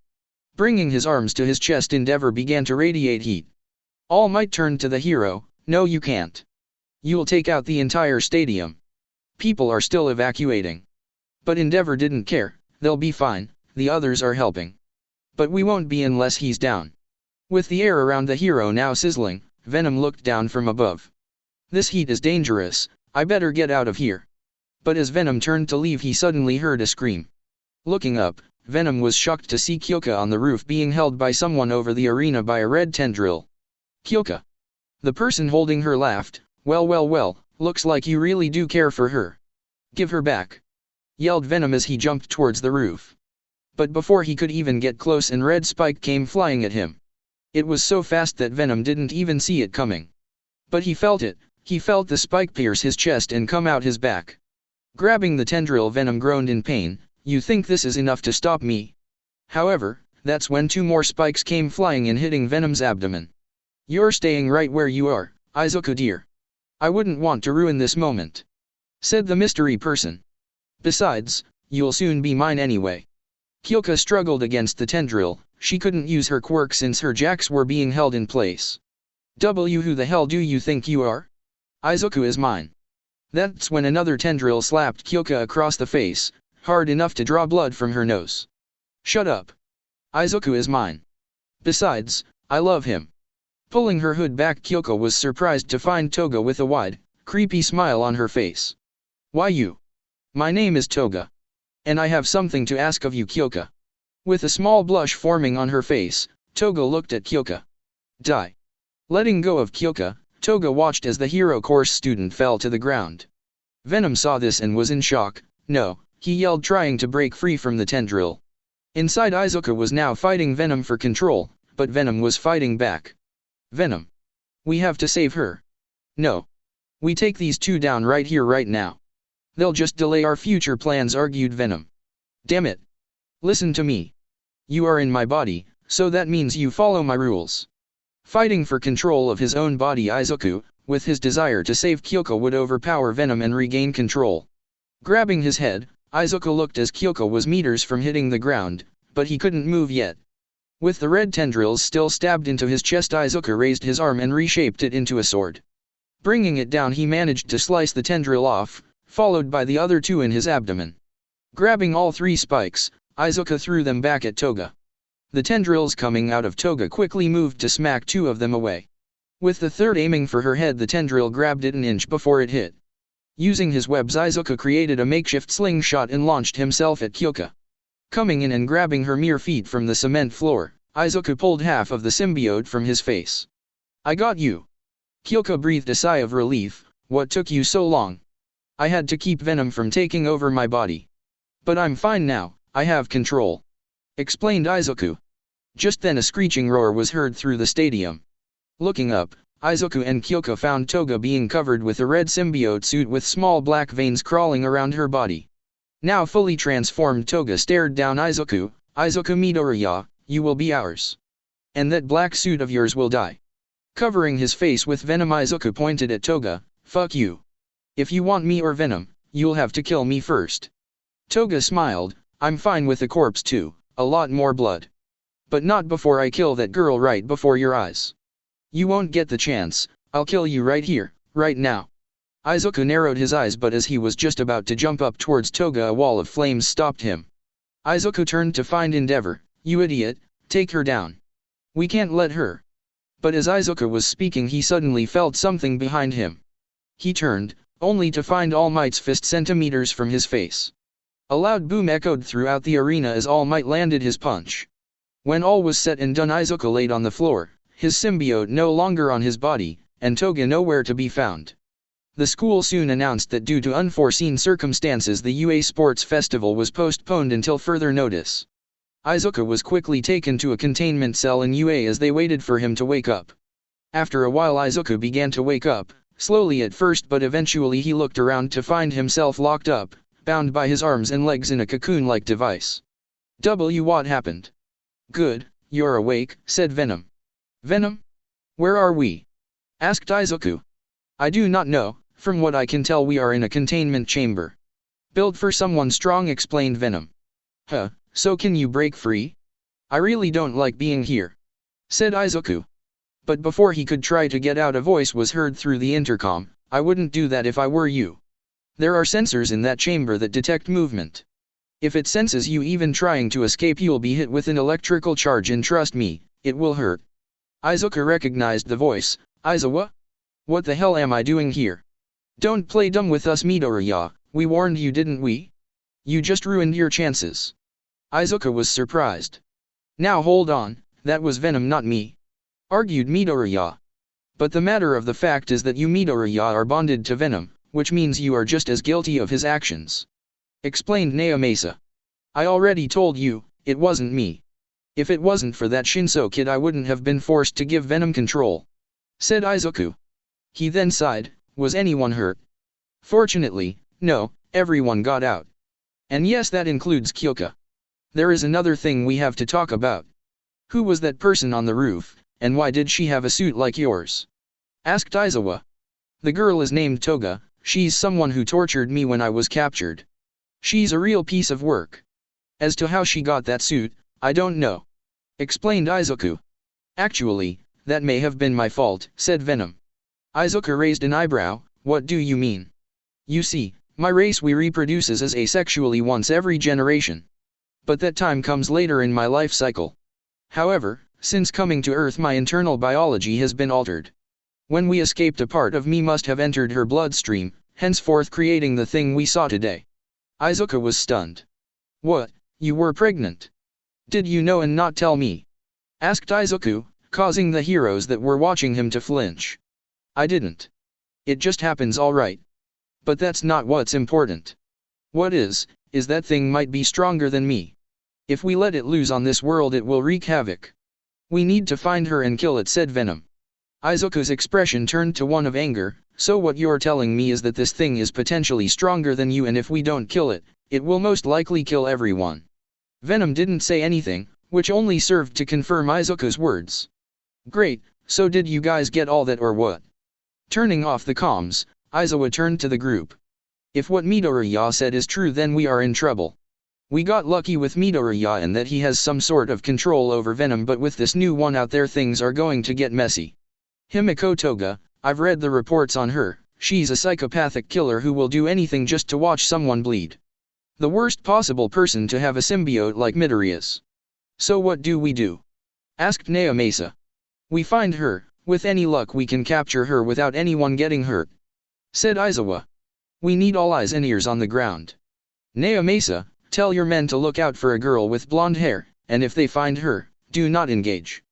But there was one man in that room that was really quiet about all this. All Might stood leaning up against the wall looking at the image of Izuku. He could have killed so many people, but didn't. He knew I would stop the debris from hitting. All he wanted was to hurt me. I think it's time we have a chat. Another city. The night was young but those in this city were living in fear, for they had someone to fear. The man who was dubbed the hero killer was on the loose and looking for his next victim. The hero killer perched up against the ledge of a building looking down at a certain hero with engines on his arms. That's my next target. This world will be purged of the fakes and their blood will pave the road for the new. Like a lion stalking its prey, the hero killer followed and waited. He had to be patient or the hero would know they were there. That's when it happened, a chance. The hero had walked into an alley, reaching behind his back the hero killer pulled out an old rusty sword. Half down through the alley the pro-hero Ingenium walked looking at his phone. Man, it sucks that Itza won't be able to show off what he could do. As his older brother I really wanted to see him succeed. Well, isn't that nice? Said a voice from behind Ingenium. As if it was instinct the hero used his engines to propel himself forward and narrowly dodged a sword. Turning Ingenium was now face to face with the hero killer. He wore ragged red and black clothes and appeared to have several knives at his side, with his main weapon being an old katana. The hero killer. Your Nights of Terror ends here. Yelled Ingenium as he revved his engines. But before he could even start running a red tendril stabbed into his back. The hero groaned in pain as he felt the tendril crawling inside him. The hero killer watched in surprise and shock when he suddenly heard a loud crunching sound. Spitting out blood, Ingenium fell to his knees before collapsing to the floor. His entire spinal cord had just been shattered. Hello hero killer, or should I call you Stain instead? Said a voice from the shadows. Stain raised his sword. Who the hell are you? That's not important, what is that I've come to propose something. A deal if you will. Stain looked all around but still couldn't find the source of the voice. Show yourself so we can talk. Said Stain. Very well. How about now? Said the voice, now behind Stain. Taken by surprise, the hero killer quickly turned and sliced his sword up, and managed to slice Toga's arm off. Looking at the stubble of an arm, Toga smiled underneath the symbiote. "You're just like the rumors say." Just then red veins appeared and quickly regrew a new arm for Toga. "That wasn't very nice, and to think I was a fan." Stain held his sword up ready to attack again, but before he could even swing his sword, Toga appeared in front of him. "Nice sword." Opening her mouth and showing off her razor-sharp teeth, Toga bit down on the sword, shattering it. Seeing that his weapon was done and with Toga in close range, Stain reached behind his back and took out 2 hunter's knives. "Eat this." Stabbing both knives into the side of Toga's head, Stain thought he got her. But much to his horror, Toga smiled. "Tickles." That's when 2 tendrils came out from behind her and pulled the knives free. "Are you ready to hear me out?" With no other option, Stain narrowed his eyes and nodded. "Fine, you win. You said you had a deal." "Yes. From what I heard, you want to rid the world of these so-called fake heroes. Well, let me help you with that. You might have heard there was an attack yesterday at the sports festival. Well, that was me. That makes me target number 1 for the heroes. We'll use that to draw out the fakes. But there's a boy, Izuku Midoriya. If by the off chance you encounter him, do not touch him. He is mine and mine alone. Follow that rule and you have my support." "So, do we have terms?" asked Toga. Stain thought about it, but ultimately nodded. "We have terms." "What's your name anyway?" Toga hummed. "Let's go with Havoc." Izuku was silent as he was held in confinement. He already told the heroes and the police what he knew. It was now just a matter of time before they dragged his ass out of his cell and into one down at the prison. "Izuku." "Shut up, Venom, I don't want to talk to you right now," said Izuku. "You knew we were already on thin ice. Yet you ruined the sports festival, nearly got us killed, and most likely got me kicked out of the school. I know what I did was bad, Izuku, but you also have some blame in all this," said Venom, much to Izuku's surprise. "What? How the hell is this my fault?" asked Izuku. "We tried to warn you, but you refused to listen. We are living organisms, and as such we need to eat. Your insistence on feeding us chocolate has left us starving. You yourself have felt the effects of this, yet you ignored it. We have to eat, we are meant to hunt, to kill. This is also your fault," yelled Venom inside Izuku's mind. Hearing this, Izuku's eye twitched. "Why, you son of a bitch. You are living in my body, so that means you follow my rules.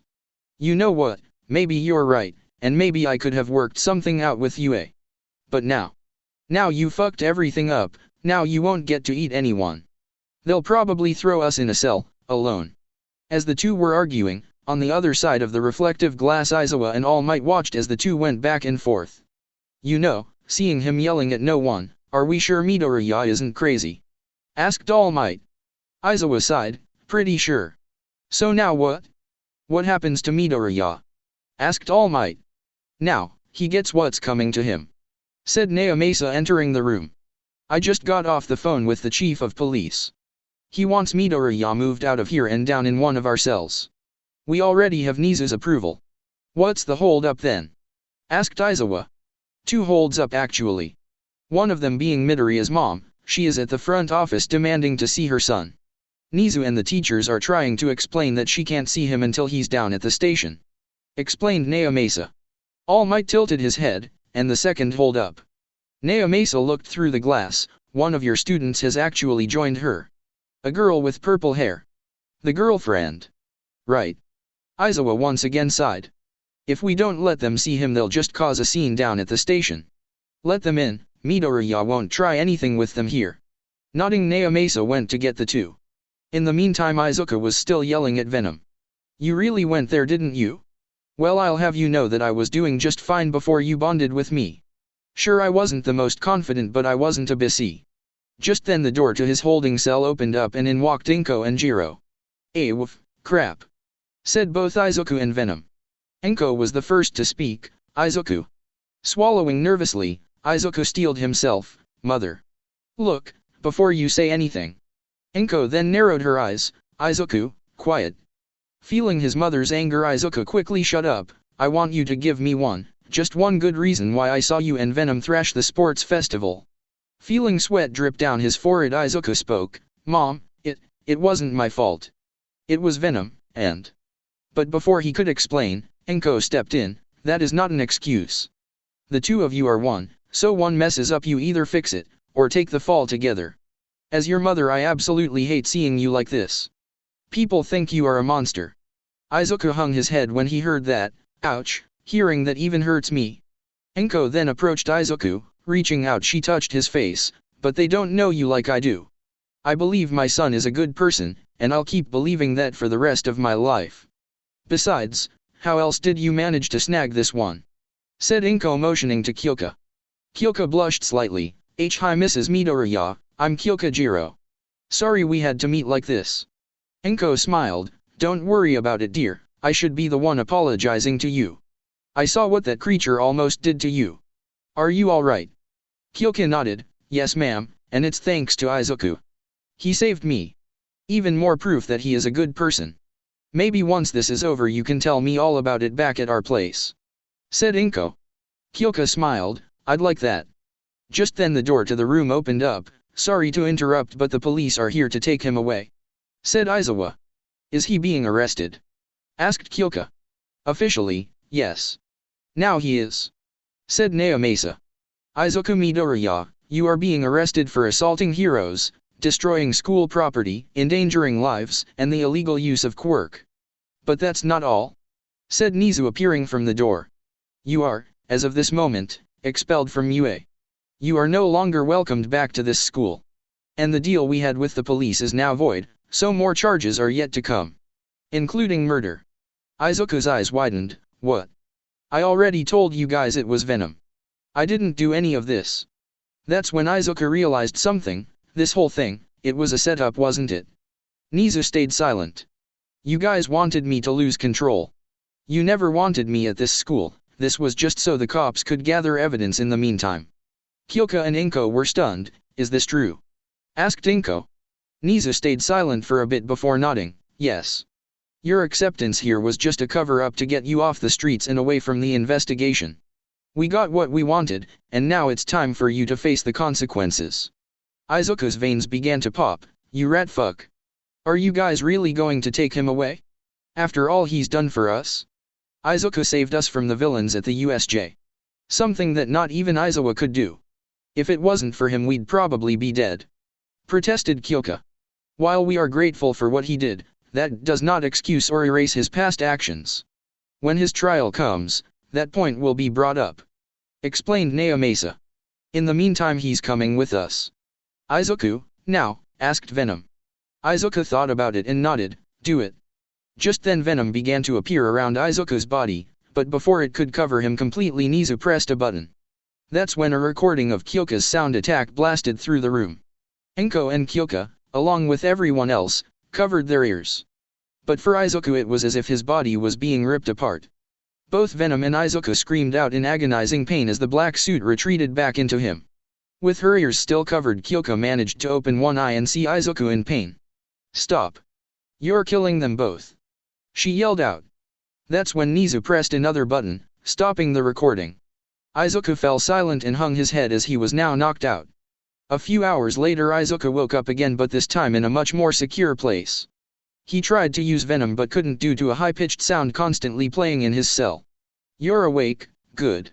Said a voice, coming from an intercom. Izuku didn't recognize the voice. Who the hell are you? And where am I? My name is Dr. Shield. Right now you are at Tartarus, a supermax prison built to house dangerous villains. Explained Shield. A doctor huh, so what are you going to do, check my blood pressure or something? Asked Izuku. Dr. Shield laughed. No, I've been tasked by the heroes to find a way to remove that parasite you have in you. Izuku's eyes widened. Oh? If you manage to remove Venom, what will you do with him? Study it of course. Its shape-shifting ability seems to be only limited to its host. In the right hands it can be used for the greater good. Explained Shield. Izuku scoffed. Greater good? You call locking up a kid in one of the most secure places on this planet for the greater good? Sorry doc but that's a load of shit. What you did was awful Midoriya, you do know that right? Asked Dr. Shield. Not to mention what you did before getting into UA. They were scum, thieves, rapists, murderers, and drug dealers. What I did was for greater good which is more than I can say about these heroes. Sorry, so-called heroes. Can't really call them that after they lied and tricked me into believing I could trust them. Izuku then smirked and looked up to the camera in the corner of the cell. And mark my words, when I get out, and I will get out, I'll see each and every single one of them. You won't be able to leave, kid. This cell was meant for someone much stronger than you. And trust me when I say, even All Might would have trouble breaking out of them. Explained Dr. Shield. Oh doctor, you don't know what I'm truly capable of. Which reminds me, it seems to me that that girl that attacked us is still out there. You'll come to me, all I have to do is bide my time. With that Shield ended the voice transmission. So what do you think, can you remove that thing from him? Asked All Might. Dr. Shield sighed, I don't know. Maybe if I were able to get my hands on its genetic makeup I could invent something. Midoriya is too wary of us. He won't talk or give you an opportunity to get a sample. Besides, that cell is making it so that Venom doesn't show up. Explained Aizawa. Has anyone ever bonded with Venom, I mean, besides Midoriya? Asked a girl behind Dr. Shield. Aizawa thought about it. There was one person, why, got an idea. The girl nodded, yes, if my theory is correct, that thing inside Midoriya is bonded to his DNA. So that means the other it bonded with might have it still inside them. Not enough to materialize it but at least some trace. The sample would be small, but we can use it to make up some sort of debonding serum. Said Dr. Shield. As expected of my daughter, you've got your mother's brain, Melissa. We may have another problem. Kenshin from YTC is already asking for Midoriya to be handed over to him, again. Explained Aizawa. However, this time he won't be able to take him. Once Midoriya was placed here he turned into a hero-controlled entity. Still, we should make sure he can't do anything from the outside. From what I heard Kenshin was wounded by Midoriya last time. And he is still insisting that Venom is his property. Said All Might. Kenshin? Great, not him again. Said Dr. Shield. He and the entire of Island have been at odds. Don't worry, once he finds out I'm here he'll back down. Monday. It had now been 2 days since the sports festival incident and Kyoko was making her way to class. Looking at the floor, Kyoko was upset that she had no way of contacting Izuku, and even more upset that Niza was just playing with him. But as she was walking to class, Midnight and Aizawa stopped her. Jiro, we would like to have a word with you. Said Midnight. Kyoko sighed, if this is about Izuku, I already told you everything I knew. I guess taking 8 hours out of my day wasn't enough. This is another matter actually. We can't discuss it here, but if you agree to what we are going to ask you might be able to see Midoriya again. Said Aizawa. Kyoko's eyes widened, you mean it? Wait, how do I know this isn't some sort of trap, like the one you pulled on Izuku? You have my word that's not the case. We just want you to hear us out. That's all. Explained Midnight. Still unsure, Kyoko thought about it and eventually nodded, fine, I'll hear what you have to say. Aizawa nodded, then follow us. The three then went over to the teacher's lounge. Taking a seat, Kyoko found someone standing by the desk.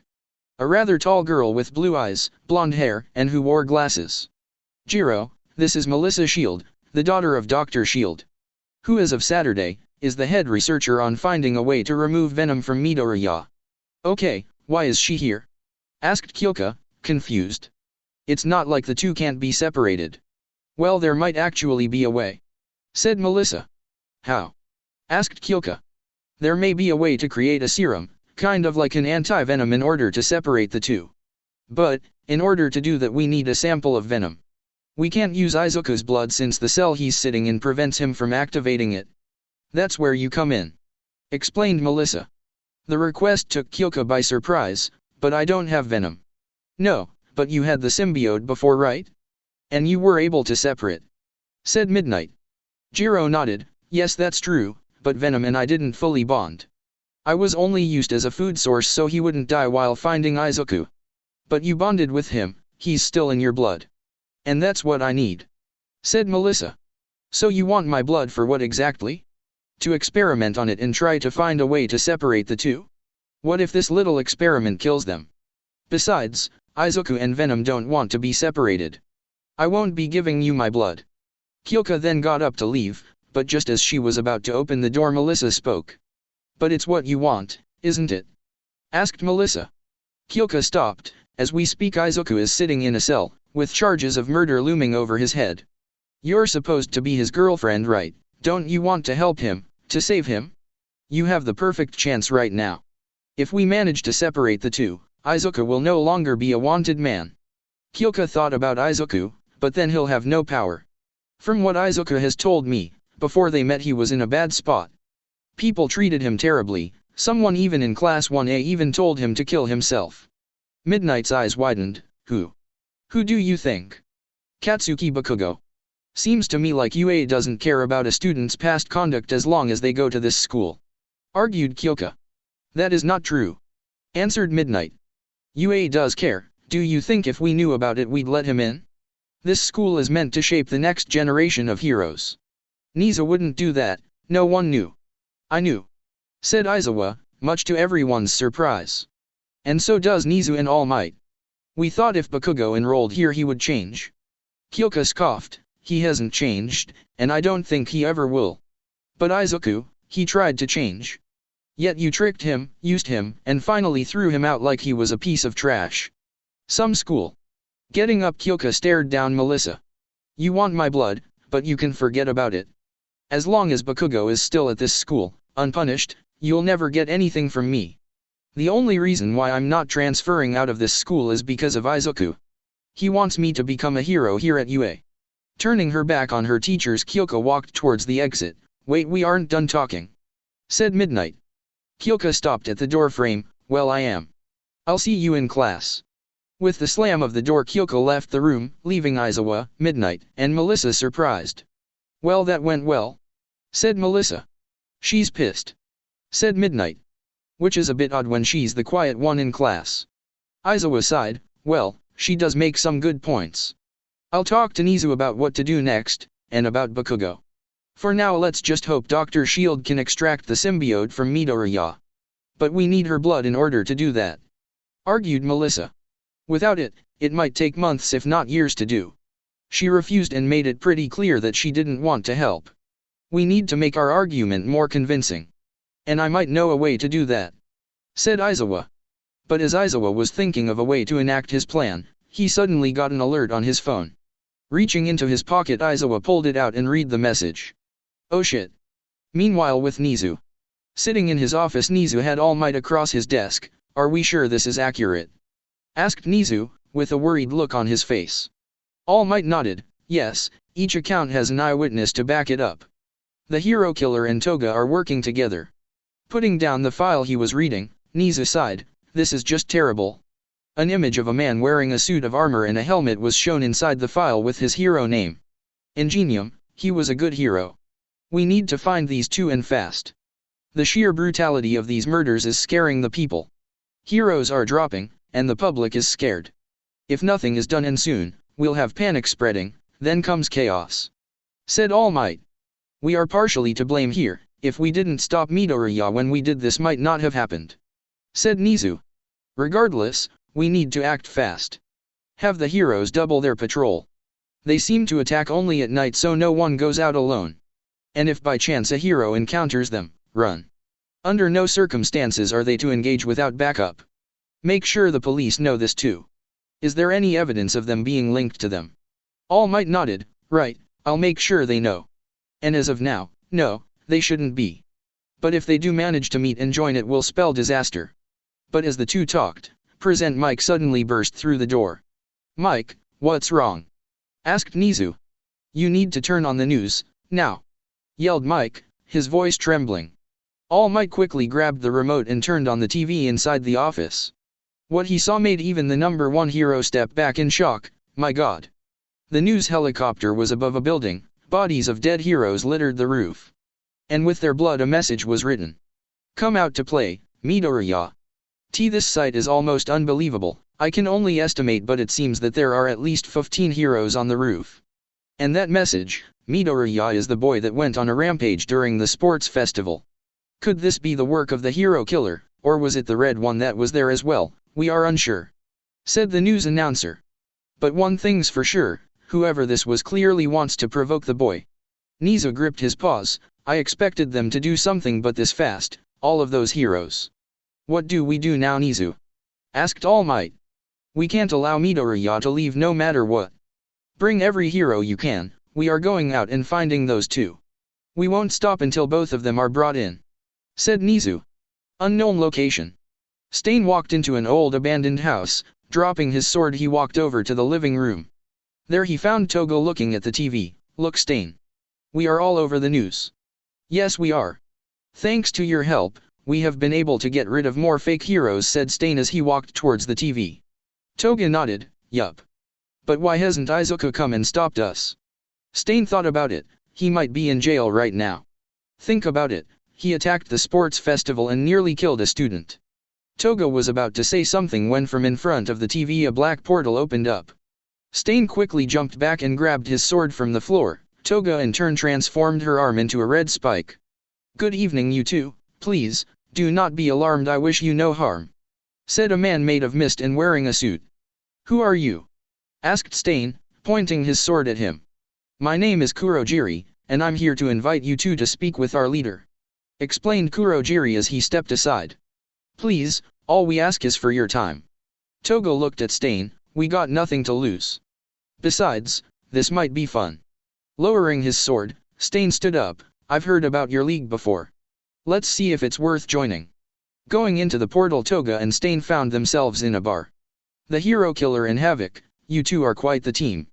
Looking over to the front, they found Shigaraki. "Who the hell are you?" asked Toga. "The name is Shigaraki. Let's get straight to the point. I want you two to join the league." Stain and Toga flinched. "With your powers we will be able to kill All Might once and for all. Join me and I can promise you more money than you can possibly imagine. If not money, we can come to another arrangement. So what do you say? Will you join?" The room was silent as Toga looked at Stain. Suddenly Toga began to laugh. "Man, you really crack me up. You sure do have some funny jokes." Shigaraki narrowed his eyes. "I wasn't joking." Toga stopped laughing. "Wait, you were serious?" "Oh, in that case, hell no. I don't want to kill All Might right now. All I want is Izuku, he is all I'm after." "Ah yes, the boy with the black creature. Well, it's unfortunate but he's going to die as well," explained Shigaraki. "What did you say?" asked Toga, feeling her blood begin to boil. "The boy, Izuku Midoriya, he is also a target of ours. And now that he is in prison we can't get rid of him. Actually this is." But as Shigaraki was explaining, a red tendril hit him in the chest. The impact was so hard that it forced the villain into a wall where he was then pinned. Now unable to move, Shigaraki looked to see a very angry Toga. Red veins from the symbiote crawled around her body. "You won't touch him, Izuku is mine and mine alone. If you even dare touch him, I'll cut you up and watch all of your insides become outsides. But not before my friend here gets pieces of your flesh." Appearing behind Toga was the red symbiote, brandishing its razor-sharp teeth. Kurojiri tried to move but Stain appeared behind him with his knife. "Don't move. You think you can threaten me?" yelled Shigaraki, touching the red tendril. Watching it disintegrate, Toga backed off and let Shigaraki fall. Touching the ground, Shigaraki ran at Toga. "I'll kill you." Transforming, Toga smiled as she reshaped her hand into that of a knife. "You first." Swiping up, Toga aimed for Shigaraki's arm, but just as she was about to slice it off, a voice was heard.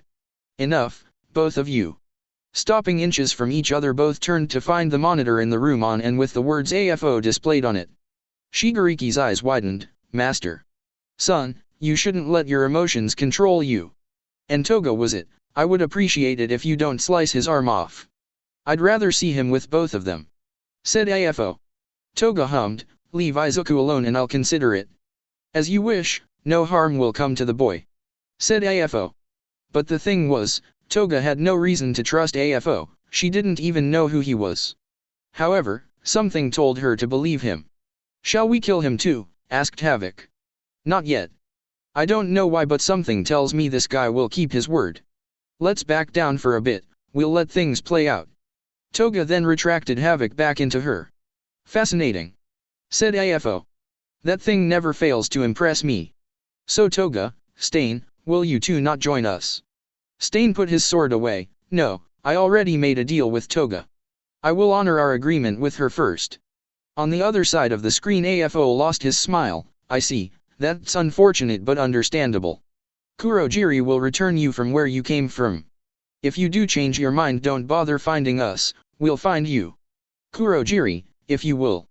Nodding, Kurogiri activated his quirk and opened up a portal. Stain went in, but as Toga did, she turned around and stuck out her tongue at Shigaraki. Once through, Kurogiri closed the portal. How could you just let them leave like that, master? Asked Shigaraki. They are still of some use to us, my son. They will keep the heroes off our back for a while. This will give us the time we need for the next phase. Explained AFO. Which reminds me, the new patch of medium-tier Nomas are almost ready. Take them, they aren't as strong as the one used at the USJ, but they will get the job done. As for the boy, well, he can't infringe on us currently, so let him be. Shigaraki nodded. Thank you, master, I know just what to do with them. With that, AFO ended the transmission. Shigaraki, what are you planning on using the Nomas for? Asked Kurogiri. Stain and the girl are becoming too popular for my liking. I think it's time for the League of Villains to retake the spotlight. Said Shigaraki. With any luck, the world will forget about those two.